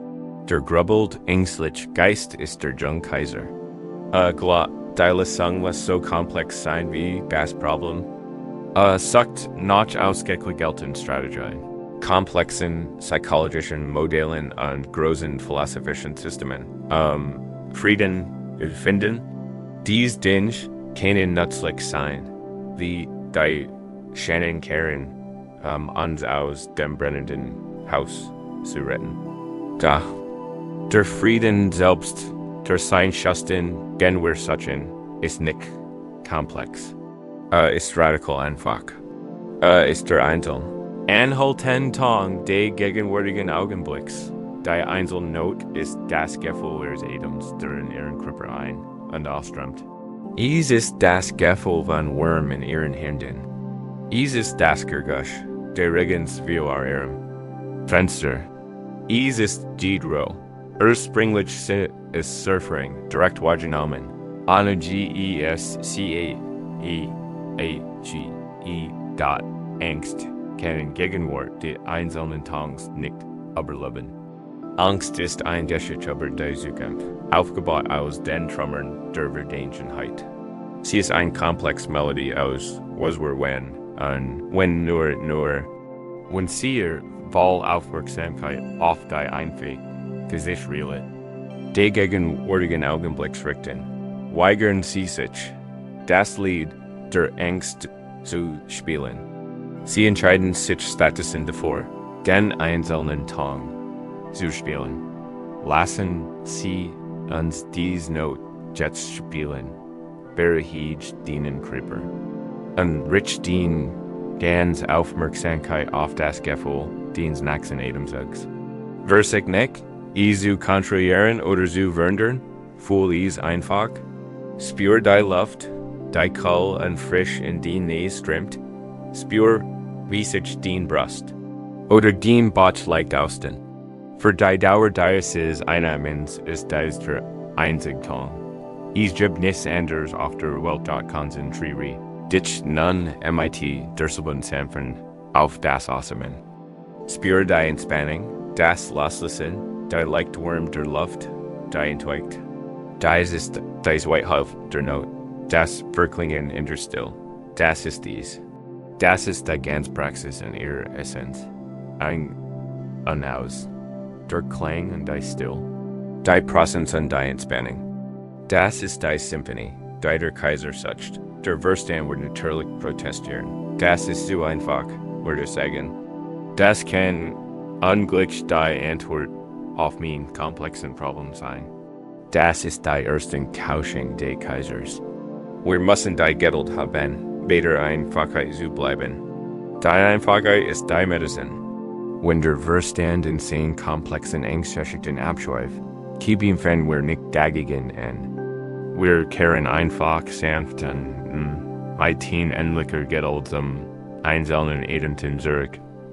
Mal, wenn Sie Ihre Aufmerksamkeit wieder auf den Atem richten, sind Sie der Musiker. Der die Float ernie und die Lippen fort. Sie hören den Ton der. Realits dat die Lerns der Illusion. Dies Übung seht, dass der gegenwärtige Moment wieder leer notlangweilig ist. Ist reich und erfüllt. Wenn du wirklich auf einen einzigen Atemzug achtest, entdeckst du ein Universum der Empfindungen. Der Gelangweilt Geist verlinkt noch einer komplexeren Melodie. Der friedliche Geist hat die unentleashed tief der einzelnen Not entdeckt. Kannst du dir für diesen einen Atemzug nichts mehr wünschen? Kann dir das einfach Gefühl der Luft, die durch den Körper strömt, genügen? Kann dies den Saftlich sein, den Anker, den Heiligtum? Das Schauen dieser Übung ist, dass die Flucht immer bei dir ist. Der Atem ist immer verfügbar. In jedem Moment der Panik oder Überforderung. Im Stau. In einem schwierigen Meeting, mitten in einer schlaflosen Nacht, kannst du innehalten. Du kannst die Verzweiflung suchen nach einer Lösung aufgeben. Und du kannst die Einzelnot schielen. Du kannst einmal bewusst admendau mit diesem einen Atemzug bist du aus dem brennenden Haus herausgetrennt. Du hast den roten Berghit. Du hast den Schlammteig sich setzen lassen. Du hast das torlos Tor gefunden. Alle Lehren weisen darauf zurück. Auf dies radikal heilend Einfachheit der Heilen jutzt. Verweil einen Moment in dieser Einfachheit. Lass den Atem das einzig sein, was geschieht. Lassen der sanft stetisch Tang sein, der dich treit, dich berehit, dich nach Haus bringt. Und wenn du dich in diesem Raum der einfachen Präsenz wohler fühlst, wirst du vielleicht bemerken, dass Weisheit nicht nur aus Geschichten und Klängen kann, sondern auch aus den Zwischenräumen, aus der tiefen und klaren Natur der Stillzeit. Wenn wir lernen, in der Einfachheit der einzelnen Tanks des gegenwärtigen Augenblicks zu ruhen, finden wir einen gewissen Frieden.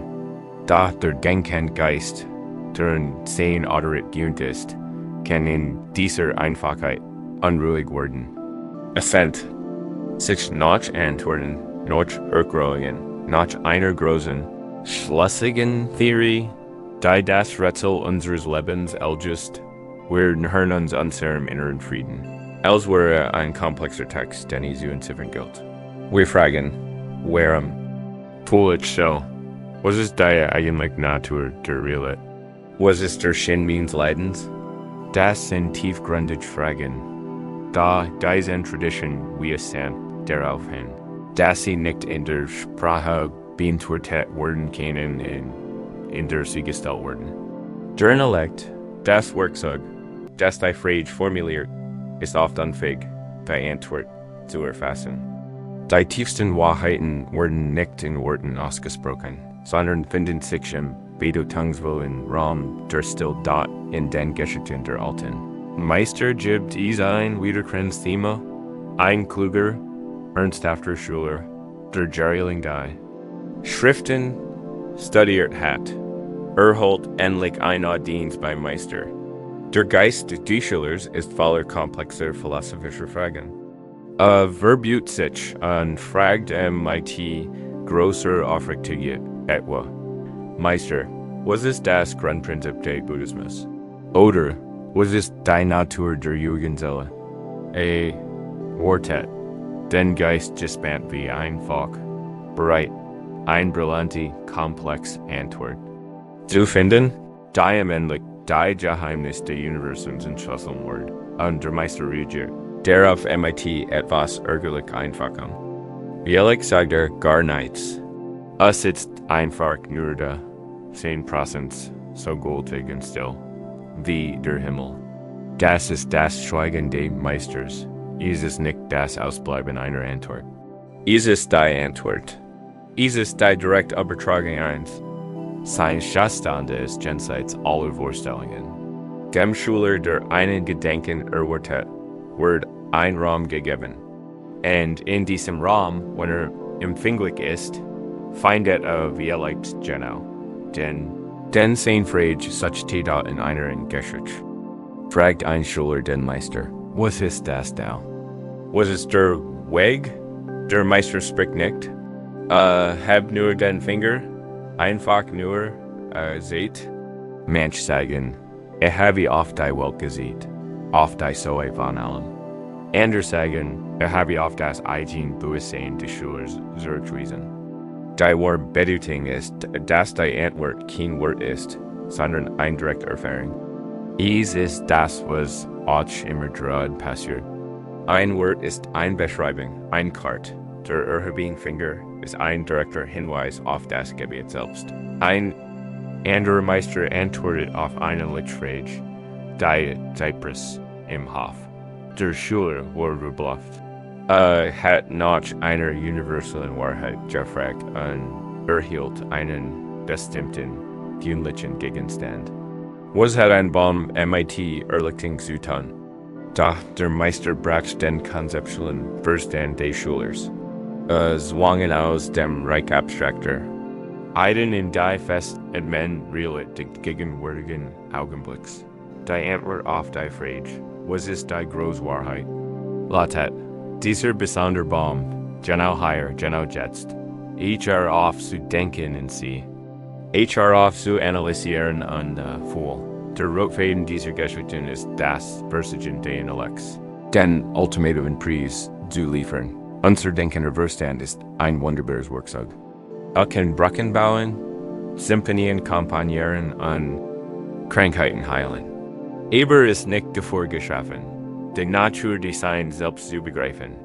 Es ist als man Versagen, Zucker MIT dem Ohr zu schmecken. Davor ist das falsche Werkzeug, der grubbelt Verstand glatt erkennen. Die Angst in ein Schublade stecken und sie hinter sich lassen, wenn nur die richtigen Wort, der richtige Formel find. Wir Versagen uns aus dem Gefühl herauszudenken. Wir führen lange innere Debatten MIT unserer Angst und Versagen illogisch zu beweisen, dass sie nicht existieren sollte. Wir lesen Bücher und Artikel, sammeln immer mehr Informationen und hoffen, dass die Schirrmassen wissen, dass Unbehagen irgendwie zerstören wird. Doch das funktioniert selten. Im Gegenteil, es macht es oft nur noch schlimmer. Wir verlieren uns in einem selbstgebauten Labyrinth, einem Spiegelkabinett, in dem jeder Gedanke nur einen anderen Gedanken widerspiegelt. Das Schweigen des Meisters ist ein Liebeweigerung. Sich auf dieses Spiel einzulassen. Es ist ein. Mit vielen Art zu sagen, die Antwort, nach der du sagst, liegt nicht in der Richtung, in die du schaust. auf MIT in deinem Verstand zu suchen. Der Schatz ist nicht in einem Konzept verborgen. Lied auf in Bio-Augen im stillen Bewusstsein. Das diesen Moment erlebt, erzeln wir ein moderner Geschichte. Eine Frau namens Clara litt unter einer wiederkehrenden, gestaltlosen Angst. Sie bergam sie an einer ersichtlichen Grund, ein grauer Nebel, der ihr Leben trübt. Sie war eine brillante Frau, eine Forscherin, und sie betrachtete ihre Angst wie ein Forschungsprojekt. Sie fort detailliert Tagebücher, dokumentiert Stimmungen, ihren Ring, ihren Schlaf. Sie las psychologische Studie, die sie finden konnte. Sie hat ein Universitätsvorlesung über die Neurobiologie kennen. Sie verstand ihre Angst willkommen. Aber sie spürt sie trotzdem. Ihr Wissen war ein Festung. Da sie war darin gefangen, mighty genau dem. Was sie zu verstehen versucht, eines Tages ging sie aber wohl täglich in einem großen, alten Park spazieren. Sie sah auf einer Bank und in ihren Kopf schwirrten Theorien und Selbstdiagnosen. Ein alter Mann sah am anderen Ende der Bank und warf schweigend Brotkrümel zu den Tauben. Sah die Aufregung in ihrem Gesicht. Ein beschäftigter Kopf. Für einen ruhigen Nachmittag, sagte sie in Zeusien, Clara musste ihrem Irrgelauf machen und erselte mir Geschichte. Sie erselte von ihrer Forschung, ihren Tagebüchern, ihren Theorien. Ich verstehe Hales, sagt sie, mighty frustrated Stimme, aber ich kann es nicht stoppen. Der alte Mann hörte geduldig zu, bis sie fertig war. Bader? Wieder eine neue Theorie, noch ein anderes Buch zum Lesen, und siegt nur auf ein einzelnes Blatt, das sich von einem Ast hoch aber nicht ist. Schau, sagte Clara blickte auf. Sie beobachtete, wie das Blatt langsam an Mandarin. Seinen Weg begann. Is wirbelten tanzt auf den unsichtbaren Luftsträngen. Is fing das Nachmittagslicht ein und leuchtete einen Moment lang wie ein Stück Bernstein. Sie sah ihm beim Fallen zu, ihr Gedenken waren zum ersten Mal in diesem Tag völlig gefangen. An seiner einfachen, stillen Ries. Is gab keine Wort in ihrem Kopf. Is gab keine Theorien. Dark word nur das Blatt. Is landet sanft im Gras durch den Fühlen. Der alte Mann sagt nichts mehr. Lächelte nur kurz und widmet sich wieder dem Tauben. Dahinter gemeinsamen still, wenn sie das Blatt betrachtete, verstand Clara. Ihr Suchen nach einer verbalen intellektuellen Antwort war das Problem. Die Antwort auf ihr Gefühl war nicht ein besserer Gedanke, sondern ein Moment des Nichtdenkens. Die Antwort war das Unmittelbar. Still erleben einsamen, verlenden Platz. Das ist die Weisheit des Schweigens des Meisters. Es ist eine Einladung, aus dem Kopf auszusteigen und sich den Sinnen zu zuwenden. Es ist ein Aufruf der Weisheit, zu vertrauen, die jenseits der Wortlied. Lass uns gemeinsam in dies still eintreten. Nimm ein bequem Halten ein. Schließ die Augen oder lass sie sanfern, wenn du deinen Blick nach unten lenken sie ihre Aufmerksamkeit. Zunächst auf die Welt der Klinge. Lauschen Sie den Geräuschen Sie herum, genau wie bei der Zeremonie. Da hatten Sie diesmal besonders auf die Still, die Klinge angeht. Biegten Sie, wie das Geräusch ein vorbeifahrenden Autos aus der Still hervortritt. Einen Moment verweil und dann wieder in Still versenkt. Die Still ist immer da, unter und Genlaut. Sie ist die Leinwand, auf die Klinge gemmelt sind. Können Sie Ihre Aufmerksamkeit auf diese riesigen, stillen Leinwand ruhen lassen?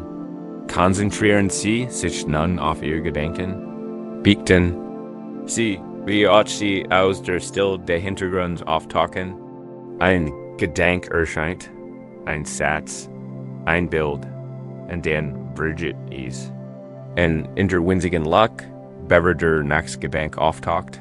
Instead ein Moment der Still. Normalerweise sind wir so begierig darauf, zum nächsten Gedanken zu springen, dass wir dies Luck gar nicht bemerken. Unsere Aufmerksamkeit ist, wie ein Aff, der von einem Ast zum nächsten schwenkt, vergnüstigt von der Lehre des Wischen. Aber heute Abend wollen wir uns für diesen Raum interessieren. Ursiken wir in dieser Luck zu ran. Du musst den Gedanken nicht zum Stillstand zwingen. Das nur Notschmerler, beobacht sie einfach. Und wenn ein Gedanke endet, acht darauf, ob du die Pause, den kleinen Hoch der Still, nimmst. Bever der Nacht beginnt, verweil dort. Dies Pause, die Still Luck, ist die wahre Natur. Sie ist das Klärwasser des Teigs, wenn sich der Schlamm gelegt hat. Sie ist der Geist des Meisters. Es rein, friedlich und voller Weisheit, die keiner Wort bedarf. Wenn sie offern würden, ihren Verstand nach der Antwort zu fragen, was wird ihnen des Stillstatus sagen? Was weiß die still in ihrem Körper über die Sorge? Die sie mit sich herumtragen?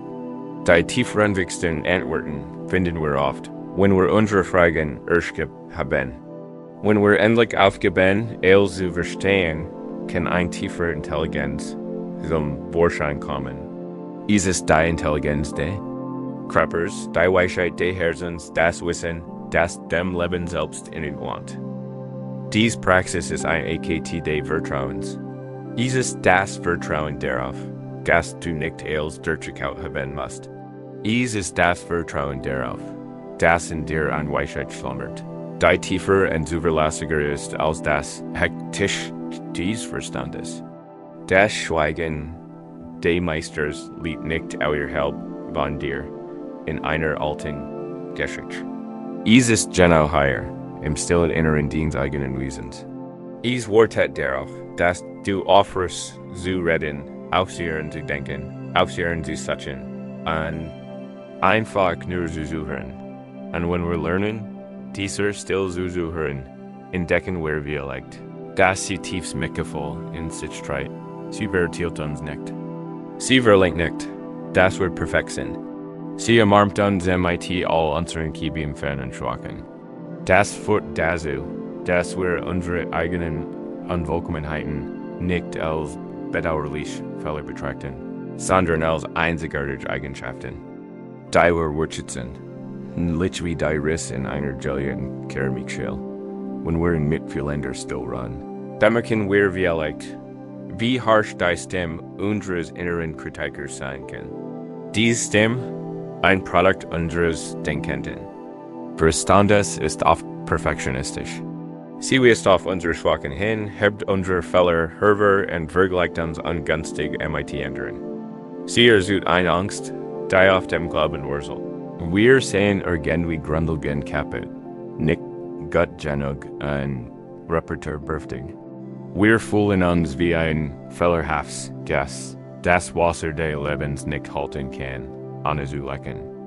Die Weisheitsstudien bieten ein radikal andere Sicht auf unsere Unvollkommenheiten Einsicht, die sie nicht als Kelderscham, sondern als ungewollter Schönheit und Anmut betrachtet. Das ist die Lektion, die sie beschenen.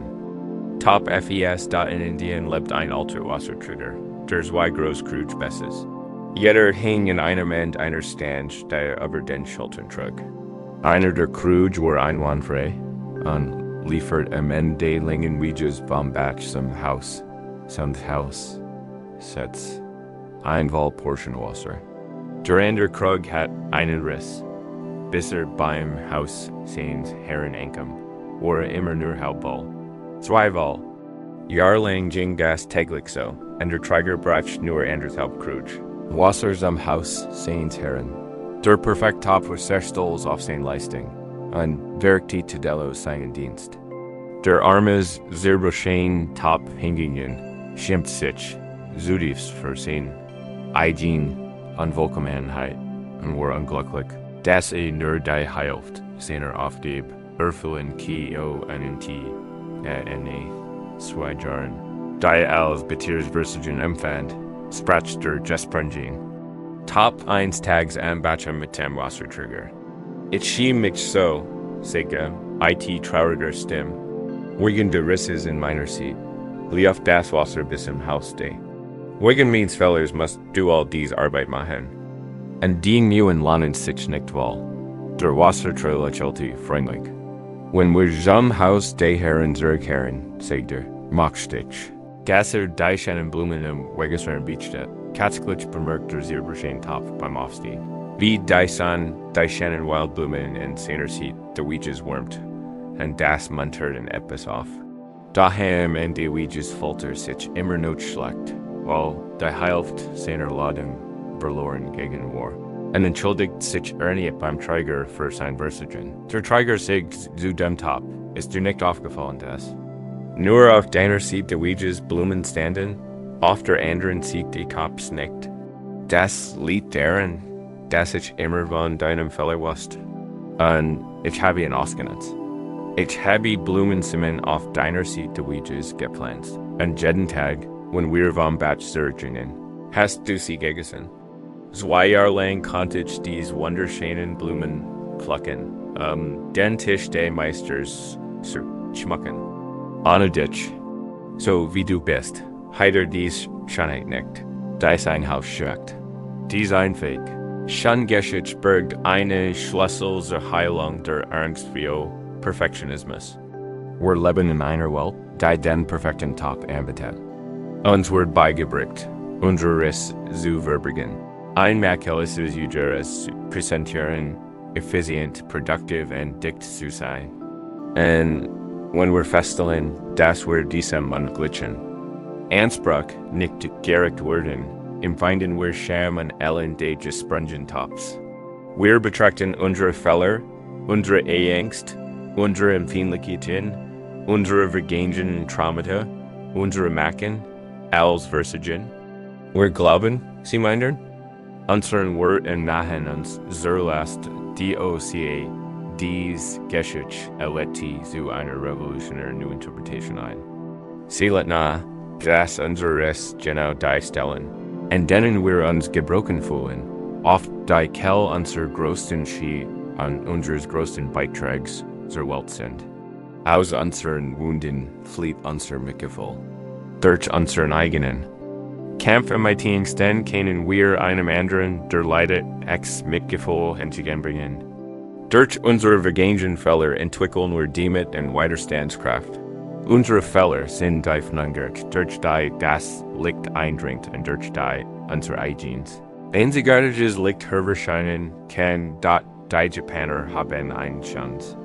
Konzept namensken Suji, die Kunst, Silberschein, Keramik, MIT, Black und Goldpulver zu reparieren. Ziel ist dies nicht, die Reparer zu verbergen, sondern sie hervorzuheben. Die Schell wird dadurch schöner und wertvoller, weil es wird sehr broken. Die goldenen Linien urseln sein Geschichte, sein widerstandsfähig, sein Ries.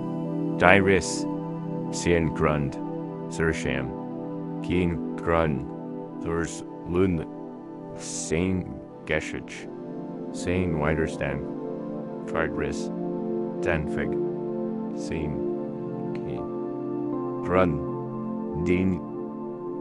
Sie sind ein gefährdeter Tier, der einzigartigen Lebens der Objects. Das ist die Philosophie der Silberschein Topse.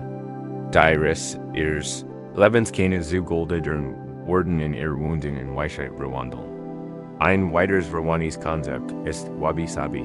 Die Schönheit in Dingen findet, die unvollkommen, vergänglich und unvollständig sind. Es ist die Schein einer asymmetrischen, handfertigten Schale, eins mußbettigten Steins, eins wohlkennenden Herbstblatts. Es ist ein sanft, mitfühlende Ästhetik, die authentisch Anordnung des Lebens würdigt, anstatt steril, maschinell. Hergestellt Perfektion. Zur Anwendung Wabi-Sabi für uns selbst bedeutet, zu lernen, unsere eigene Asymmetrie, unsere eigenen Ecken und Kanten, unsere eigene einzigartige und ungeschliffene Natur lieben. Lassen Sie uns diesen Gedanken einen Moment lang im Herzen tragen. Ich lade Sie ein, Ihre Aufmerksamkeit nach innen zu richten in eine sanfte Selbstreflexion. Und ich möchte, dass Sie sich in einen Ihrer eigenen marginalen Riss erinnern. Vielleicht liegt es in deiner Sensibilität. Du fühlst tief. Du bist leicht zu berühren und zu verletzen. Die Welt hat dich vielleicht gelehrt, dass das ein Schwach ist, dass du zu sensibel bist. Du siehst es als eine Riss.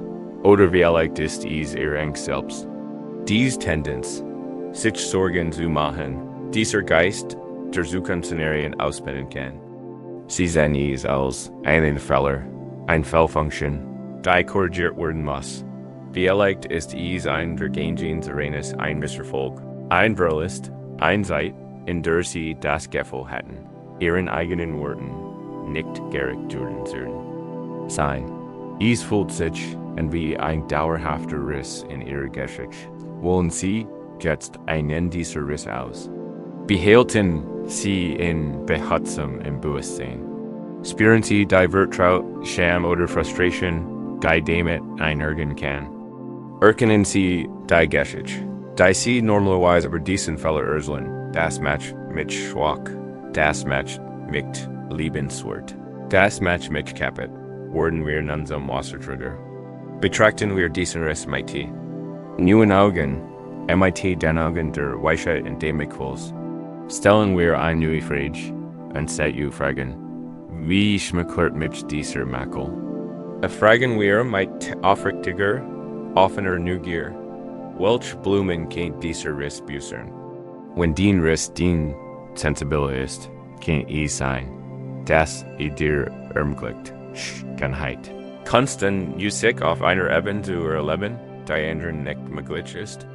Kann es sein, dass die Sensibilität dich zu einem unglaublich mitfühlenden Freund macht, der die Gefühle anderer nachempfinden und ihnen wahren Trost spenden kann? Kann die Sensibilität die Blumen der Empathie und Verbundenheit. Dich gegen? Wenn dien Rest dien Angst ist, kein sein, dass sie dich nachdenklicher, versichtiger und besser vorbereitet gemacht hat. Kein die Erfahrung, MIT inner Unruhen umzugen, dir Charakter stark an ein still stark Religion haben, die dir sonst wie fällt. Kein dien Angst und dien Weg MITer die Blumen der Dima und inneren Weisheit gegen?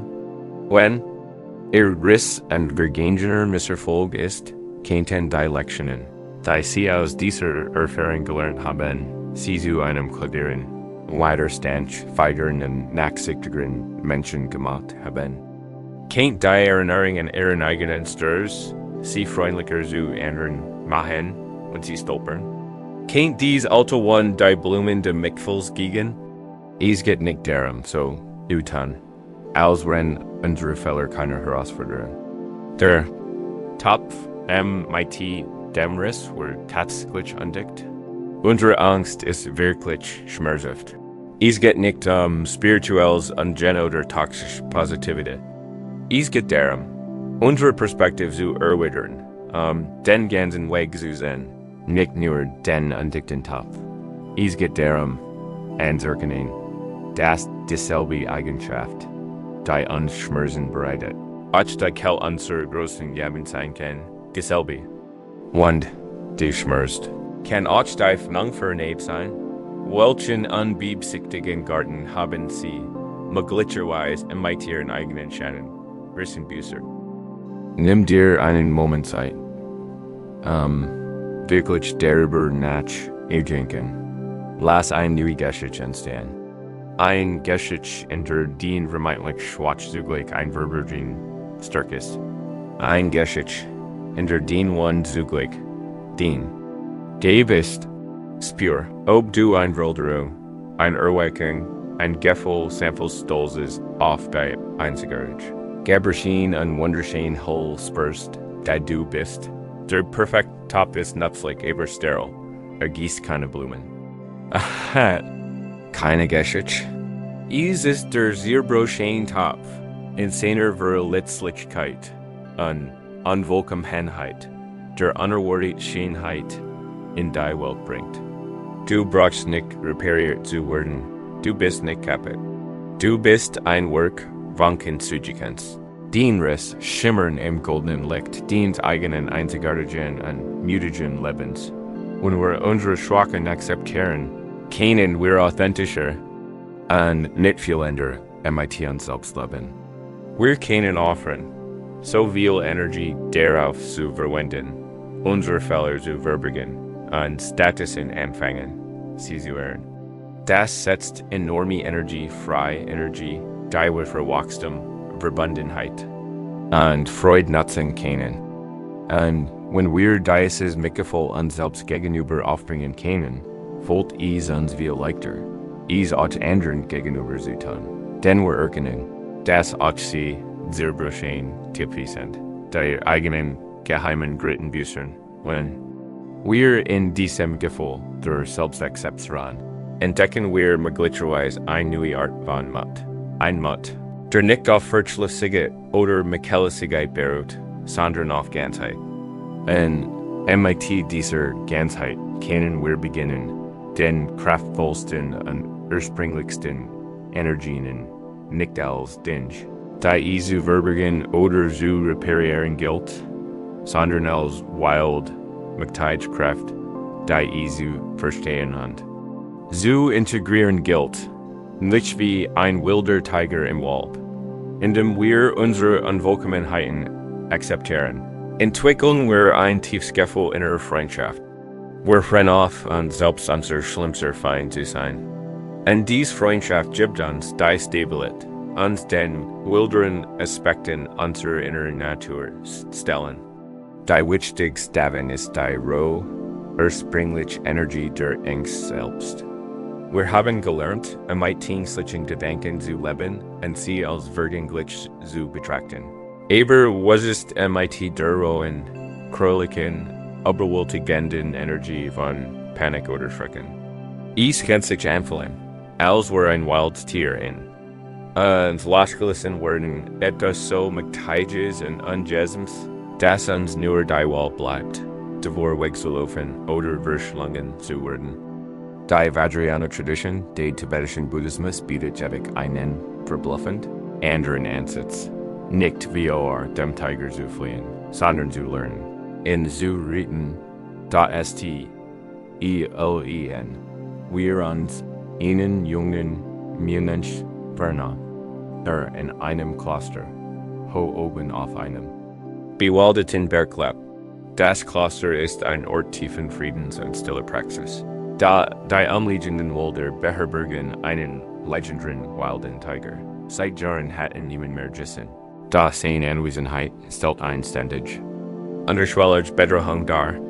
Die Laternen manche erzlich Geschichten von seiner Macht und Wildheit. Für den jungen Mensch wird dieser unsichtbare Tiger zum Gift all seiner Angst. Die Angst vor dem Dressigen in seiner Praxis. Die Angst vor der unbekannten Zukunft. Die Angst vor seinen eigenen Unjesmen, all dies Wort. Auf das Bild des großen Tigers projisiert, eines Tages, render in einem abgeschiedenen Teil des Klostergartens meditiert. Hört der junge Mensch ein leises Knarren aus dem Wald, jenseits der Mauer. Der Klang war so tief, dass bis in sein Nacken vibrierte. Riss die Augen auf. Sein Körper ergriff Angst. Krabbelt zurück ins Kloster. Sein Herz hämmert gegen sein Rippen. Der Tiger war real, da zu seinem Lehrer, einem alten, weißen Lama, sein Gesicht ist bleich vor Schreck. Meister, stammelte, der Tiger, ich habe ihn gehört. Wir müssen die Mauern herbauen. Wir müssen fallen stellen. Wir müssen. In Vernichten, bever uns vernichtet. Der alte Lama hört ruhig zu, und den Blick vom Gesicht der jungen Monks abzuwenden. Als die panischen Wort verstummen, sagt der Lehrer, der Körper des Tigers ist aus dem Wald gemacht. Sein Brillen ist aus dem Wind gemacht. Aber die Angst vor dem Tiger, die kommt aus deinem eigenen Geist. Den Tiger im Wald zu bekämpfen, ist ein sinnloses Unterfangen. Der einzige Tiger, mit dem du jemals wirklich arbeiten kannst, ist der in dir lebt. Der Lehrer gibt dem jungen Mensch eine seltsame Anweisung. Jeden Abend, sagte, nimm ein Hohlschell voll sie. Mit tieffrischer, warmer Milch und stell sie direkt vor über. Dann gehst du wieder hinein und beobachtest aus sicher entfernen. Voller Angst, aber im Vertrauen auf seinen Meister, tat der junge Mensch, was ihm gesagt wurde. In der ersten Nacht stellte die Schüssel mit zitternden Händen ab, rennt hinter das Tor zurück und spot durch einen kleinen Spalt im Holz. Stundenlang passiert nichts.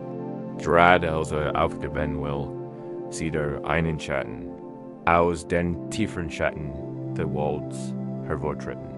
Ein prächtiger, kräftiger Tiger steigt lautlos ins Mondlicht. Vorsichtig gehrt sich der Schüssel, schnuppert darin und trinkt an. In ein paar kräftigen Runden, die Gansmilch. Dann verschwindet wieder im Wald eines.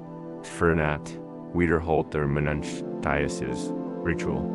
Hat immer noch Angst daheim Gefühl, mischt sich der Angst. Neugier. Beginnt Details zu bemerken, wie sich die Muskeln des Tigers unter seinem gestriefenen Fell bügen. Die Intelligenz in seinen leuchtenden Augen beginnt ein bisschen zu der Energie aufzubauen, der ist nur sehr streng. NSC. Vielen Monaten gibt ihm der Lehrer eine neue Anweisung. Heute Abend, sagte, nachdem du die Schüssel MIT hingestellt hast, lauf nicht hinter das Tor zurück. Setz dich in den Torweg, sodass du gut sichtbar bist. Büg dich nicht. Sitz einfach da. Das ist ein erschreckende Vorstellung. Doch das Verhältnis der Monks hat sich verändert. Monatelang hat den Tiger beobachtet, gefordert und sich in seiner Gegenwart aufgehalten. Spür immer, nutzt die immens. Kraft, aber sie ist nicht mehr rein negativ. MIT klopfen Herzen Tada was im gesagt Wort. Stellt Beispiel Abe und setzt sich dann in Meditationsschulung in das Tor. Der Tiger kommt wie immer aus dem Wald. Sieht den Mensch. RST stis ein Lieses, Warnens, Kern aus. Der Körper der Monks schreiten und wegzulaufen, daher bleibt. Start den Tiger nicht aggressiv und sein Blick wird sanfter. Bleibt in seiner Haltung und atmet weiter. Kämpft nicht gegen den Tiger, versagt nicht ihn zu kontrollieren. Tilt einfach den Raum im Team. Der Tiger spürt keine Aggression und gehrt sich schließlich der Schüssel, trinkt die Milch, wirft dem Mensch einen langen, unterschoberen Blick zu und verschwindet. Diese geht ein weiteres Jahr so weiter. Die Angst der Monks verwandelt sich. In tiefen Respekt. Sieht den Tiger nicht mehr als Monster, sondern als großartigen Ausdruck purer, wilder Lebensenergie. Ist warmig, aber nicht von Natur aus BSC. Schließlich sagt der Lehre so: Heute Abend bist du bereit? Gern setzt dich neben die Schüssel. Wenn der Tiger kommt, streck sanft die Hand aus. Der Mensch nun erfüllt von einer Ruhe, die nicht aus der Abwesenheit von Furcht, sondern aus tiefer Vertrautheit mit ihren Steth geht hinaus auf. Die Lichtung und setzt sich neben die Darjbotin Milch. Als der Tiger kommt, trottet recht auf ihn zu, lädt sich hin, ruht seinen großen Kopf in seinem Schoß und schnurrt im Gurgusch wie ein Fernsehbeben.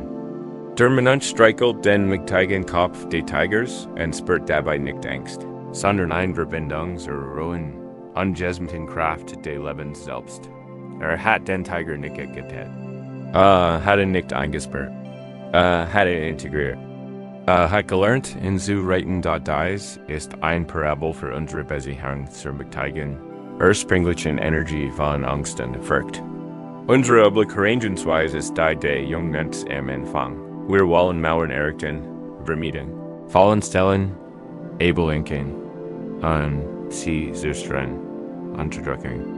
Wir betrachten diese Energie als Feind, da die Praxis, den Tiger.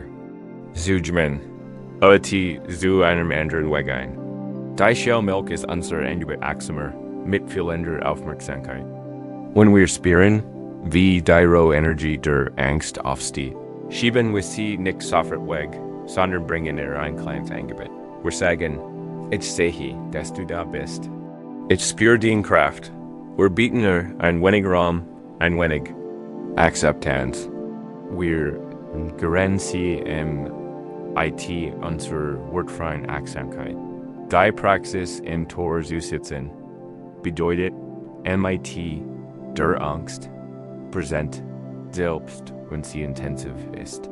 Wir müssen nicht darauf reagieren. Wir müssen ihr Geschichte nicht glauben.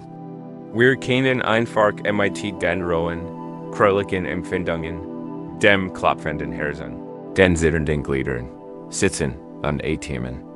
Wir lassen die Energie sein, ohne dass sie unser Handeln bestimmt.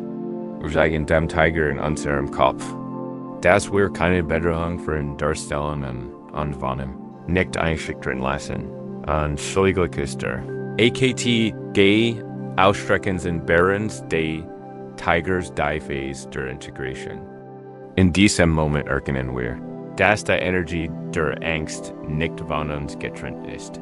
Seistens, dies ist unsere eigene Lebenskraft. Unsere eigene Vitalität, die in besonders intensiver Form zum Vorschein kommt.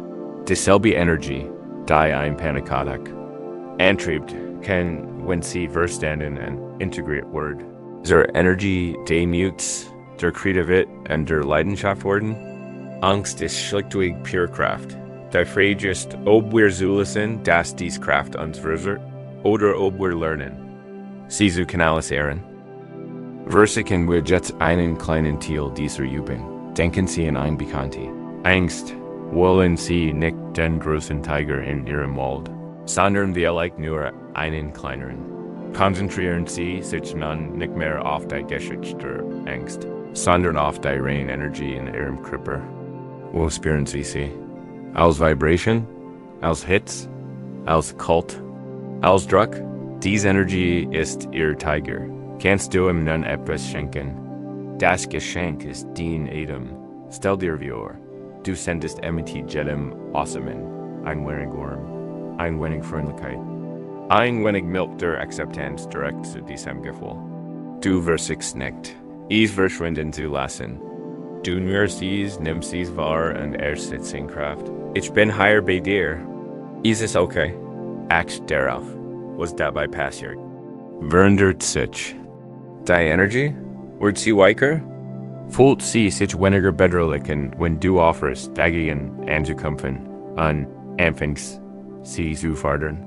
Das ist keine schnelle Song. Einen Tiger zu braucht Zeit und Geduld. Es erfordert Mut, aber es ist ein Weg, der nicht nur zu Frieden, sondern auch zu Kraft führt, wenn wir keine Angst mehr über unsere eigenen Energie haben. Werden wir wahrhaft frei. Wir können im Selbstvertrauen eines Menschen durch die Welt gehen. Der Weis, einen Tiger in seiner See zu haben, einen mächtigen Verbündeten, der einst ein gefürchteter Feind wurde, was wird passieren, wenn sie offern würden. Gegen diese Energie anzukämpfen und sich Status in Fragen würden, was sie braucht. Über es, ich Kraft nicht als Bedrohung zu spüren, sondern als eigen tief, vitale und unjäsmig Lebendigkeit. Und wenn wir lernen, mit dieser Kraft zu leben und unsere Miet selbst in der Gegenwart der Tiger zu finden, entdecken wir einen unerschütterlichen Ort in uns. Einen Ort beständigen Lichts, der selbst den dunkelsten Wald erhellen kann, einladen, die uns durch jeden Sturm fort, wenn wir gelernt haben, mit der kraftvollen Energie der Tigers zu verweilen. Entdecken wir, dass unser Frieden nicht von der Stille der Welt abhängen muss. Wir können ein Inner finden, die selbst den stable bleibt und die Energien tun. Dies ist die Kultivierung unserer inneren Zuflucht. Eins Orts der Zuflucht, zu dem wir immer wieder zurückkehren können, egal wie chaotisch die Außenwelt oder unsere innere Landschaft wird. Diese Zuflucht ist kein Ort, dem wir entfliehen will. Es ist ein Qualität der Prozess, die wir zu verkörpern lernen. Nicht wie die stetige Flamme einer Laterne im Schirm, stellen wir uns einen Leuchtturm oder wie auch der auf einer kleinen zerklüften Insel lebt, umgeben von einem riesigen und unberechenbaren Ozean.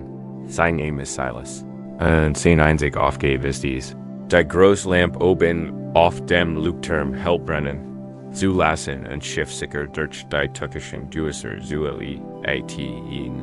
Dort in den meisten Tagen verläuft die Arbeit friedlich. Das Meer ist ruhig, der Himmel klar und das Licht ist einschlichter, rhythmischer Puls in der Stille nah. Da Silas weiß, das Sturm kommen werden. Eins Herbst fängt ein sagenhaft wattender Sturm über die Insel, die Wind heulen wie Dämonen, und die Bergwellen kratschen mit der Wacht ein Frambox gegen den Steinturm. Der Gesamtleuchtturm erzittert instinkt bei jedem Aufprall. Regen und Gichtpeitschen gegen das Glas des Lampenraums und machen es unglitsch. Etwas anderes als ein brutales Chaos zu sehen. Ein junger, weniger erfahrener Wörter werden set. A Word Herrennen nachrissen in den London Suction, dem Heulen des Winds lauschen und sich vorstellen, wie der Term von seinen Fundamenten Garrison und ins Meer dürfen wird. Seine Aufmerksamkeit wird vom Sturm gefesselt sein. A Word mit dem Chaos verschmelzen. Sein Innersüssen war ein perfektes Spiegelbild der Aufruhrsdragen. Seine Angst wurde nutzlos machen. Aber Silas ist ein alter Haze. Weiß, dass der Sturm nicht endet. Der Sturm wird tun, was tun wird. Die Wellen werden brechen, der Wind wird heulen. Den Sturm aufzuhalten ist unglücklich. Sich darüber Sorgen zu machen, ist sinnlos. Sein Aufgabe, sein einzige Aufgabe, ist das Licht, mitten im tobenden Sturm. Schaut Silas nicht aus dem Fenster. Kehrt dem Sturm den Rücken zu. Betritt den Lampenraum. Einen Raum aus Glas und Messing, in dem alles konzentriert ist. Das drinnen der Auenwelt ist gültig. Daher wird sein Welt sehr klein und konzentriert. Ruhig und methodisch beginnt seine Arbeit. Poliert die Reseits frenne Linz und wischt den durchgesicherten Salznebel Abe, Render sein. Touchen langsamen, Leichtkeigen Krisen bewegt. Jeder Krise ist eine Meditation. Prüft den Brennstoffstand, same Bugungen, Präzis, an ohne Eil, erkürzt den Docht. Ein klein sorgfältig Handlung, die Qualit der Flamme stark beeinflusst. Denkt nicht in die Wellen. Denkt nicht in den Wind. Denkt nur in den Docht, den Brennstoff, die Linz dort sein ganzes Wesen, ist in die Aufgabe das Licht zu bewahren. Die Flamme der großen Lampe wird zum Anker seiner Aufmerksamkeit. Sie ist ein einziger fester Bezugspunkt in einer Welt, überwältigenden Chaos. Ihr Wurm ist real, ihr Licht ist real. Der Sturm ist auch real, aber ist draugen. Ein kleinen, Kries Seins Works herrick tiefru, ein Zentrum der Still im wirbelnden Wirbel des Sturms. While Silas seine Aufmerksamkeit auf das Licht richtet, brennt is hell. Und while das Licht hell brennt, kennen die Schiff auf der tosenden See. Selbst hin an Hergurfen und Durchbrechen Isen. Sie haben einen Orientierungspunkt. Sie kennen die täglichen Klippen herum navigieren. Silas innerer Fokus wird zur Retten der Auenwelt. Rettet die Schiff nicht, indem gegen den Schirm kämpfe, sondern indem sein eigen kleinen Flamme hütet. Wir alle sind auf unserer Weise Lukturmutter. Der Schirm ist das Chaos des Lebens und der Aufruhr in unserem Kopf. Es ist die politische Unsicherheit, das Familiendrama, die plötzliche Krankheit, die Panikwelle. Es ist die Losflut an Informationen und Reisen. Instinktiv konzentrieren wir uns oft auf den Sturm. Wir schauen zwanghaft die Nachrichten. Wir grübeln, aber unsere Sorgen nicht. Wir verstricken uns in das Drama. Wir lassen das Chaos draugens zum Chaos drinnen werden. Die Lehre der Lehren. Schirm bestet darin, dem Schirm den Rücken zu kehren und sich sein Licht zu kümmern. Den Licht ist den eigens bewusst. Liebwohls sein. Den Lehren ist den Praxis. Die Linz, die sie polieren, ist ihr Wahrnehmung. Polieren sie achtsam und halten sie klar und frei von der Gicht der Tiels und der Angst? Oder lassen sie zu, dass sie Treibwort. Der Treibstoff ist dieser Absicht. Was treibet hier Leben an, sind diese Angst und Reaktivität? Oder ist die bewusste Absicht präsent mitfühlend und watch zu sein? Der Docht ist ihr Fokuspunkt. In der Meditation ist dies auf der Atem. Ist der ein klein Einweg Sache, so der sie immer wieder zurückkehren können. Das Kursen des Dochts bedeutet, ihre Aufmerksamkeit sanft und wiederholt auf ihren Anker zu lenken. Mal, wenn im Gedankensturm abschweift, die Übung bestet also darin, einen kleinen, heiligen Raum im Inneren zu schaffen. Einen Lampenraum, in den sie sich zurückziehen können. Nicht sich wie dem Leben zu verstecken, sondern dein Zeitstabilität zu finden. Darin sie upommen.las und jetzt den Lampenraum betreten. Lass den Körper zur Ruhe kommen. Spür den Boden oder den Stuhl unter dir. Dies ist den Insel, den festes Fundament. Lenkt den Aufmerksamkeit nun auf den in ihr Zentrum. Manche Menschen spüren es in der Brust und Herzen. Andere spüren es im Solarplexus oder tief im Bauch. Find die Stelle in deinem Körper, die sich wie den Schwerpunkt anfühlt. Den innerer Kern, nun lädt sie ein, sich in diesem Zentrum ein klein stetig Flamme vorzustellen. Es kann die Flamme einer Kurs oder die Flamme einer alten Lampe sein. Es muss kein großes, loderndes Feuer sein. Nur ein einfaches, warns und unerschütterliches Licht. Diese ist der Licht. Ist ihr angeborene Dude. Ihr Bewusstsein. Ihr Geist. War schon immer die. Spüren Sie jetzt den Schirm ihrer Gedanken und Sorgen an dies Licht. Du hörst den Wind eines furchtbaren Gedenkens. Du spürst die Gischt einer traurigen Erinnerung. Aber den Aufgebe ist dies nicht. Dich dem Sturm zu sellen. Den Aufgebe ist dies. Den Aufmerksamkeit auf die Flamme. Spür sein Wurm. Sie sein golden Farb. Nimm sein ruhig. Besten nicht qualitwar. Lass die Flamme wie ein Anker sein. Jedes Mal, wenn ein Lot Gedankwell durch den Geist rauscht, lenkt den Aufmerksamkeit samt auf die Wurm und das Licht deiner inneren Flamme. Das ist den Üben. Sorge für das Licht. Du versiegst. Nicht den Sturm zu vertreiben. Der Sturm ist nicht das Problem. Das Problem ist das Lichtig zu vergessen. Das Problem ist, den Lampenraum zu verlassen und sich in Wind und Regen zu verlieren. Den in ihres Licht ist stärker als jeder Sturm. Der Sturm ist laut und dramatisch. Aber ist vorübergehend. Gaslicht ist leis, aber bestwindig. Ist den war Natur. Die Sturm des Lebens kommen an dich hin.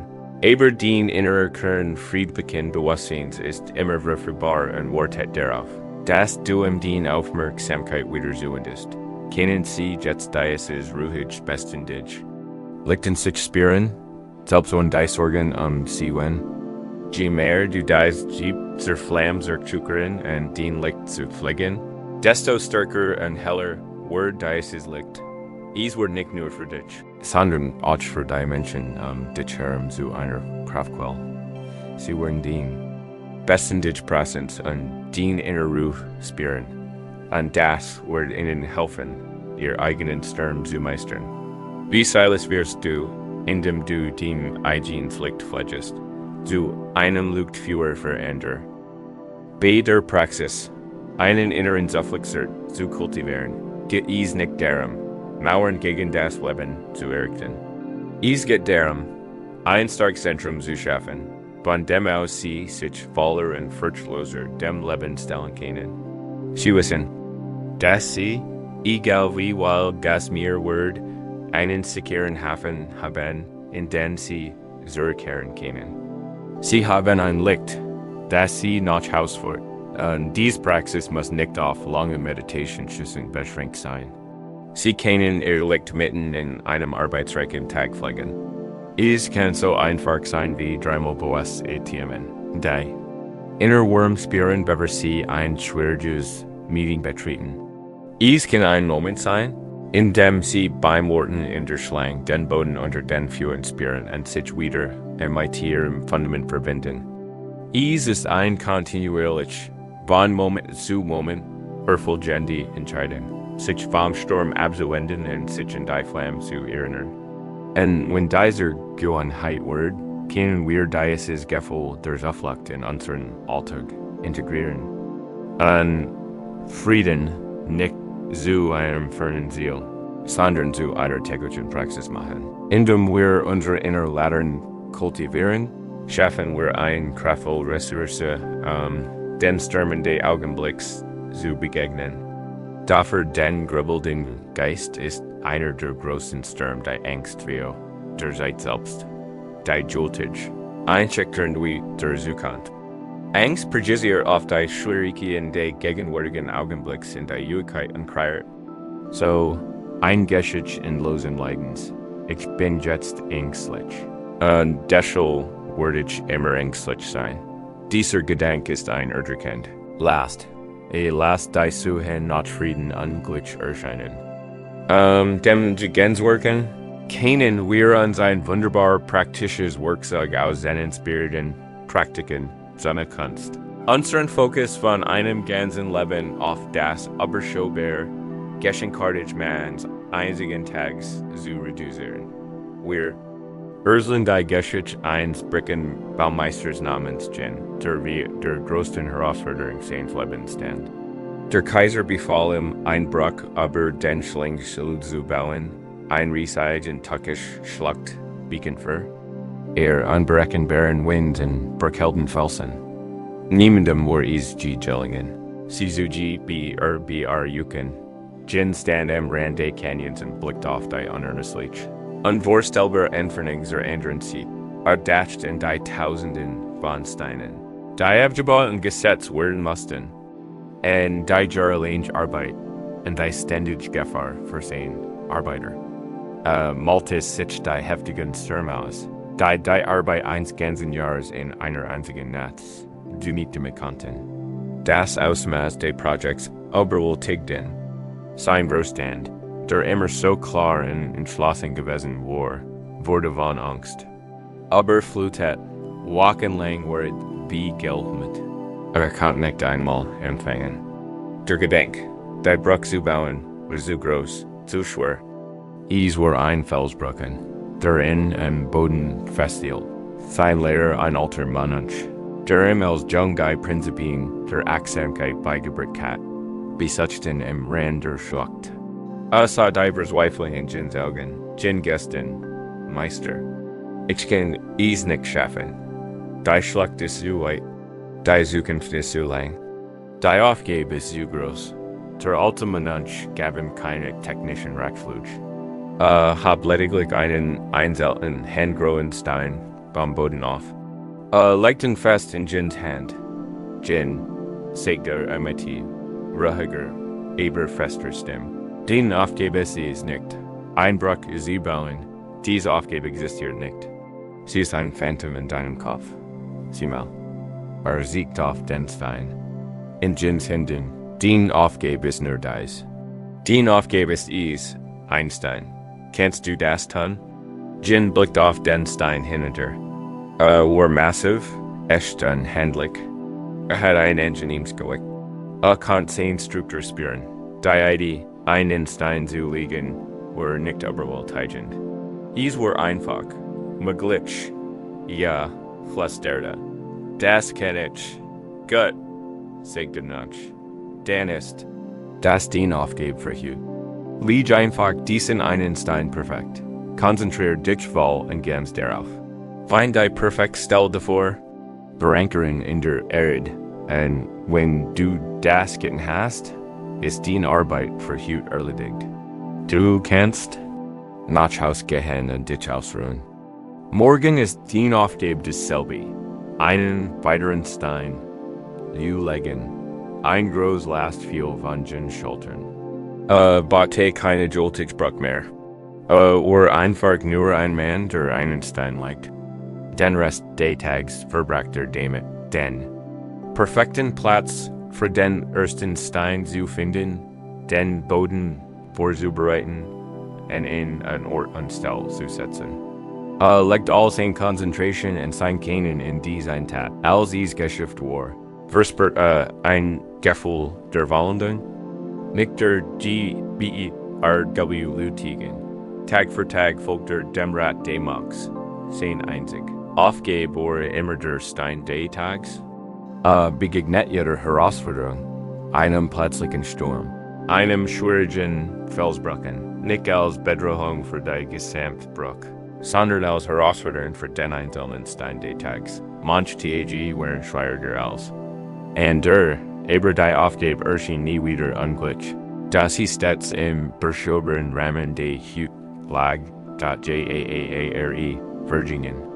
Eins Tags legt Jin einen Stein, und Elsa auflegt, Berkenter, das nur, noch ein Stein zu legen war. War auf der anderen Seite des Canyons. Hinter ihm erstreckt sich ein prächtig, stark und wunderschön Bruch, nicht Gas Ergebnis. Einer großartigen, furchterregenden Vision, sondern der geduldigen. Examen und Sammlung einzelner, wohlplatzierter Stein. Hat ein Unglücksbruch gebaut, in dem sich nur auf das Geschenk eines einzigen Tags konzentriert. Dies ist das Prinzip hinter der Praxis, nur für heute. Dieser Satz ist der Grundstein der Reiki-Regel, die von einem japanischen Buddhisten namens Mikao Yorosui entwickelt wurden. Die 5 Regeln beginnen mit nur heute werde ich nicht warten sein. Nur heute werde ich mir keine Sorgen machen. Dies ist eine jurist-geistige Methode, mit dem Verstand zu arbeiten. Das Ziel, ich werde nie wieder Worten sein, ist aber wohltätigend. Ich werde zum Scheitern. Der Verstand rebelliert gegen solch ein absolutes Ziel. Aber nur hier werde ich nicht Worten sein. Das erscheint möglich. Dies ist ein Experiment für die nächsten 12 oder 16 Stunden. Wir kennen dies Versiken. Das Ziel, ich werde mich für immer von Sorgen befreien. Fort zu noch mehr Sorgen. Aber nur für hier werde ich mir keine Sorgen machen. Das reduziert die Schlangenschlacht eines Lebens voller Sorgen auf den einsamen Stein hier. Dies nimmt ein unglückliches abstrakt Ziel und macht daraus ein konkret machbar Praxis. Spüren wir die Kraft dieses Satzes. Beruhigen Sie Ihren Kripper und lassen Sie ein Vertraut Sorgen in Ihren Kopf kommen. Dies kann ein Sorge Ihre Gesundheit, Ihre Familie oder den Zustand der Welt sein. Spüren Sie die Last dieser Sorge, das Gefühl Ihrer zeitlosen, fortwährenden Natur. Jetzt ladet Sie ein. Sich sanft und lies diesen Satz vor Sie sagen. Nur hier werde ich mir keine Sorgen machen. Spüren Sie, was passiert. Dies ist ein Subtle-Verderung. Dies ist, als ob Sie ein sanfteren Beringen mit sich selbst treffen. Sie leugnen die Sorgen nicht. Sie tun nicht so, als ob das Problem nicht existiert. Sie geben sich einfach die Erlaubnis, die Akt der Besorgnis für einen begrenzten Zeitraum. Sie lassen sich von der zwanghaften mentalen Gewohnheit nur verhüten. Sie lassen die Bruch Tag für Tag von selbst entstehen. Das lässt sich auf alle Schwierigkeiten. Nur hüt werde ich Gott zu meinem Körper sein. Nur hüt werde ich mich nicht verteilen.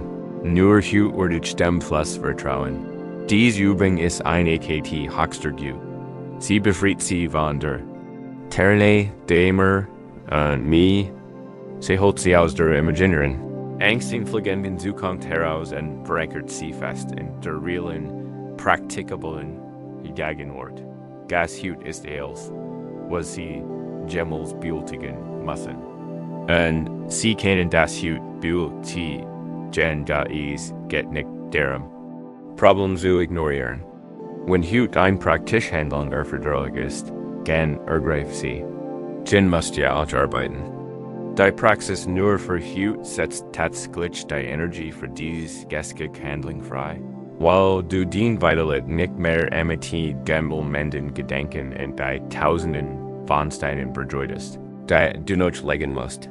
Du kannst den ganz Präsenz und den ganzes kennen in den Hydrogenstein stecken, da du dich auf den Schlaf vorbereitest. Kann diese Übung besonders wirkungsvoll sein.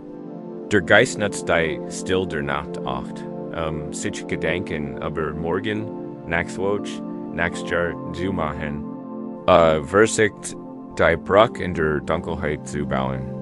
Du kannst dieses Muster sanft unterbrechen. Legen Sie eine Hand auf Ihr Herz. Atmen Sie langsam und tief ein. Und schließen Sie einen einfachen, sanften Vertrag MIT selbst. Nur für heute Nacht werde ich morgen loslassen. Die Stein von morgen sind für die Sonne von morgen. Mein einzig Aufgabe heute Nacht ist, mich ausruhen. Mein einzig Aufgabe ist dieser einzelnen Atemzug. Spüren Sie die tiefe Erleichterung darin. Sie schenken sich selbst einen geschützten Raum, einen Zufluchtsort in der Zeit. Die Probleme der Welt kennen werden. Die Bruch kann werden. Der einzige Stein, der jetzt gelegt werden muss, ist der Stein der ruhigen, erholsamen Schlafs. Kennen Sie den Drang, morgen zu entscheiden, loslassen und einfach eine wenig Ruhe in diese Nacht bringen? Kennen Sie darauf vertrauen, dass Sie bei Sonnenaufgang alle Ressourcen haben, den Grundstein für morgen zu legen, und dass das alles ist? Was von Ihnen brillant wird? Für heute hast du jene Guten. Du hast die last Daytags getroffen und kannst sie nun ewigen. Nur für heute Nacht, gehen dir Ruhe, und wenn du in dieser Weed der Gegenwart treibst, spürst du vielleicht eine neue Art der Neugier, ein Staunen über die Natur des Geistes, der diese Geschichten präzisiert, und darüber, wie die Welt, die Wesen, die Geschichten zu spiegeln scheint. Die we're Urslan, und wir lernen, die Lasten der Vergangenheit und die Sorgen der Zukunft. Lassen und uns auf das Überschaubar-Geschenk eines einzigen Tags zu besinnen. Beginnt sich unsere innere Landschaft zu klickern. In diesem neu joinenden Raum können wir beginnen, ein subtles, übermächtiges Gesetz des Geistes wahrzunehmen. Wir beginnen, einen direkten Zusammenhang zwischen der Qual unserer inneren Welt und der Qual unserer inneren Erfahrungen zu erkennen. Oft erscheint es uns, als sei die Welt ein großer Spiegel. Der uns genau die Einstellungen und Emotionen widerspiegelt, die wir sie produzieren. Diese ist keine mystische oder magische Idee, sondern eine tiefpsychologische Wahrheit, die in der einfachen Geschichte vom Echo im Tal wunderschön eingefangen, wo IRD.is oder einmal ein kleiner Jung. Der mit seiner Mutter in einem kleinen Haus in der Hehoer Galsiger Berg lebt. War ein Jung IT, einem aufbrausenden Temperament und einem leicht verletzlichen Herzen. Eines Tages, nach einem Streit mit seiner Mutter, rannte wütend und frustriert aus dem Haus und such Zuflucht in den Bergen. Klettert auf einen Felsvorsprung, von dem aus man ein weites, stilles Tal überblicken konnte. Folgt sich Unverstanden und allein, erfüllt von der brennenden Ungerechtigkeit Augenblicks, bald fast und schrie ins Leere. Ich hasse dich. Und von der anderen Seite Kals schrie ein Stimme zurück. Ich hasse dich. Der Jung erschreck und war wütenstig. Hat gedeckt, sei allein. Wo dieser andere Jung, der sich in den Bergen versteckt und so grausam war, spürt, wie in what ein Abwehr in Wallenbrechten. Schrie Ernie mit aller Kraft. Du bist ein Fiegling? Und sofort kam die Stimme zurück. Du bist ein Fiegling? Jetzt hat der Jung richtig Angst. War überzeugt, dass der Draugen ein besartiger Feind war, gerin Gerspetit und bedroht. Trägenden Stranden im Übersgesicht und rannt den Berg hinunter. Dann stürmt ins Haus, in die Arme seiner Mutter. Mutter, rief da ist ein gemeiner Jung in den Bergen. Hat mir schrecklich den zugerufen. Hasst mich. Sein Mutter hört sich sein Geschichte und hielt ihn fest. Bis sein Schlachsen verstummt. Sie ignoriert sein Angst nicht. Sie streicht ihm einfach übers Haar und sagt, mein Liebling, du hast gerade das Echo kennengelernt. Das Tal hat keine eigene Stimme. Ich kann dir nur zurückgeben, was du gibst. Der zurück in die Stelle. Dies ist mal mit Stich, dass du etwas anderes rufst. Versig mal, ich lieb dich. Der Jung war skeptisch, aber vertraut seiner Mutter. Ging zurück zum Felsvorsprung. Sein Herz schlug immer noch ein wenig schnell. Holt tief. Luft und rief mit anfangs etwas zitternder Stimme. Ich lieb dich. Und von der anderen Seite des Tals rief ein warm, klare Stimme zurück. Ich lieb dich. Der Jung war erstaunt. Ein Lächeln breitet sich auf seinem Gesicht aus. Empfand ein Gefühl des Staunens und der Freude. Rief, du bist wunderbar. Und das Echo antwortet, du bist wunderbar. Von diesem Tag an war das Tal sein Lieblingsspielplatz. War kein Ort der Angst mehr, sondern ein Ort magischer Gespräch, ein Freund, der in stets mit der gleichen Freundlichkeit und Liebe behandelt, die Entschieden bracht. Hat das Tal nicht verändert. Hat die Botschaft verändert. Die aufs Geschichte ist ein perfekt Metaphor für die Art und Weise, wie unser Geist mit der interagiert. Das Tal ist unser Leben, unsere Umstände, unsere Beziehungen. Und unsere Gedanken, insbesondere unsere tief verurteilten, emotional aufgeladenen Überzeugungen, sind die Wort, die wir hineintreiben. Die Welt hat, wie das Echo, oft keine feste, objective Qualität. Sie reagiert auf die Energie, die wir ausstrahlen. Diese ist die Essenz der buddhistischen Konzepts von Karma. Befreit von seiner komplexen Kosmologie und verstanden als direkt psychologische Schleife. Geabsicht und Qualit unser Geisteszustand manifestieren sich tendenziell als unsere. Wenn wir mit tiefen, oft unbewussten Überzeugung durch die Welt gehen, dass man Menschen nicht trauen kann, Interpretation wird jed. Zwei die Handlung durch diesen Filter. Ein unbeantworteter Anruf wird zum Beweis verwehrt. Das Schweigen eines Kollegen wird zum Zeichen einer Verschwörung beschreitet. Trau dir nicht. Ins Tal unserer Beziehungen und die Welt spiegelt Situationen wider. Die unser Misstrauen scheinbar bestätigen, was wiederum unseren Glauben vertieft. Dies ist ein perfekter, sich selbst erhaltender Kreislauf. Wenn wir mit dem Ruf, das ist überwältigend.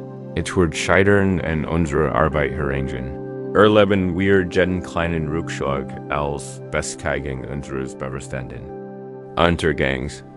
Unsere Energie wird eingeschränkt und ängstlich, was uns weniger kreativ und effektiv macht, und die Welt spiegelt genau das Scheitern wider.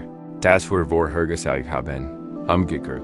Wenn wir lernen, einen Geist zu kultivieren, der ich lieb, dich, oder du bist wunderbar ins Tal ruft, verändert sich das Echo. Dabei geht es nicht naives positives Denken oder das Ignorieren realer Problem. Die Mutter der Jungen tat nicht so, als gigi es das Echo nicht. Sie lehrten, damit umzugehen. Einen Geist der liebenden Gut zu kultivieren, Meta ist, sich bewusst für Wohlwollen zu entscheiden. Wenn wir anderen mit der Drandenem ihre Gut begegnen, verändert das unsere Interpretation ihres Handelns. Wir sind eher neugierig als misstrauisch, vergbend als nachtragend. Und Menschen, die auf diese feine, warme Energie reagieren, zeigen uns eher besser sich. Das Tal spiegelt Freundlichkeit wider. Dies ist ein tiefgreifender Wandel von der Opferminderheit hin zur kreativen Teilhabe. Wir sind nicht nur passiv. Empfohlen, was das Leben mit uns macht. Wir gestalten unsere Erfahrungen in jedem Moment durch die Qualität unserer Aufmerksamkeit und Absicht mit. Lassen Sie uns dieses Echo in unserem eigenen Leben erforschen. Versetzen Sie sich in einen Zustand stiller Reflexion. Machen Sie sich auf ein Wiederkreuz. Schwieriges Muster in Ihrem Leben aufmerksam. Es kann ein Muster in Ihren Beziehungen, Ihrer Karriere oder Ihrer Beziehung zu sich selbst sein. Beobachten Sie es einfach einen Moment lang. Dies ist das Echo, das Sie gehört haben. Vielleicht ist es, du bist nicht gottgängig. Oder, du wirst verlassen. Oder, die Welt ist ein unsicherer Ort. Können Sie nun mit sanfter Ehrlichkeit beginnen, die ursprüngliche Stimme zu hören? Können Sie den Gedanken, den Glauben, das tiefsitzende Gefühl in Ihnen identifizieren, dass dies Botschaft in der Tal schreit? Es geht nicht Selbstwurf. Es geht Mitgefühl und Selbsterkenntnis. Es geht darum, sich selbst als den kleinen Jungen zu erkennen, der aus seinem eigenen Schmerz und seiner Angst herrscht und die Natur Dakos nicht versteht. Nimm dies innerste freundlich zur Kenntnis. Es ist ein Teil von dir, der wahrscheinlich verletzt und beängstigt ist. Versicht sein Bestes, die Welt auf der Grundlage seiner vergänglichen Erfahrungen zu verstehen, befolgen wir nun den Rat. Versichern wir, eine neue Nachricht zu senden. Welch neuen Wort möchten Sie als Echo hören? Vielleicht lautet die alte Botschaft. Ich bin der Lieb nicht würdig. Kennt die neue Botschaft lauten. Mein Herz ist offen für die Lieb. Du musst es nicht gleich glauben. Du probierst nur einen neuen Klang aus. Mein Herz ist offen für die Lieb. Schenk diesen Satz still und sanft deinem eigenen Wesen. Vielleicht lautet die alte Botschaft. Ich bin zum Scheitern bereit. Kennt die neue Botschaft lauten. Ich bin bereit zu lernen und zu wachsen. Spüren Sie den Unterschied in der Energie dieser beiden Aussagen. Die eine ist ein Verschlossenter, die andere ein offener Weg. Denken Sie still in diesen neuen Satz. Ich bin bereit zu lernen und zu wachsen. Das ist keine einmalige Lesson. Der Jung muss zurück ins Tal und 10 neue Stimmen benutzen. Wir müssen bewusst und wiederholt üben, ein neue Gedankenquelle in unseren Geist zu bringen. Das gelingt uns durch formelle Übungen wie die Meditation der lebenden Gut, bei der wir uns in anderen aktiv Guts wünschen. Wir können es durch Affirmationen tun, die sich wahr und anfühlen. Wir können es tun, indem wir einen negativen Gedanken bewusst umformulieren, wenn wir ihn bemerken. Jedes Mal, wenn Sie einen mitfühlenden Gedanken einbürdelnden. Vorsehen senden Sie einen neuen Klang ins Tal. Jedes Mal, wenn Sie einen Gedanken der Möglichkeit, einem Gedanken der Verzweiflung vorsehen, verändern Sie das Echo. Die Schönwahrheit ist das Tal immer sucht. Es ist immer bereit, ein neues Lied zu reflektieren. Du bist der Sänger, du bist der Komponist. Die Welt ist dein Resonanzboden. Dieses Resonanz kann unglaublich stärkend sein. Es wird uns von einem Zustand passiver Reaktion zu einem Zustand aktiver Gestal tun. Wir erkennen, dass der Schlüssel zur Veränderung unserer Welt deren liegt, den Geist zu verändern, der sie wahrnimmt. Welch neuen Wort möchtest du als Echo hören? Welches Lied möchtest du singen? Wenn du heute Nacht heirust, lass die alten, harten Echos berklingen. Und beginn stattdessen, lies eine neue Melodie zusammen. Eine Melodie der Gut, eine Melodie des Muts, eine Melodie der Liebe. Und dann lausch wohl erstaunen, wie die Welt beginnt, sie dir zu singen.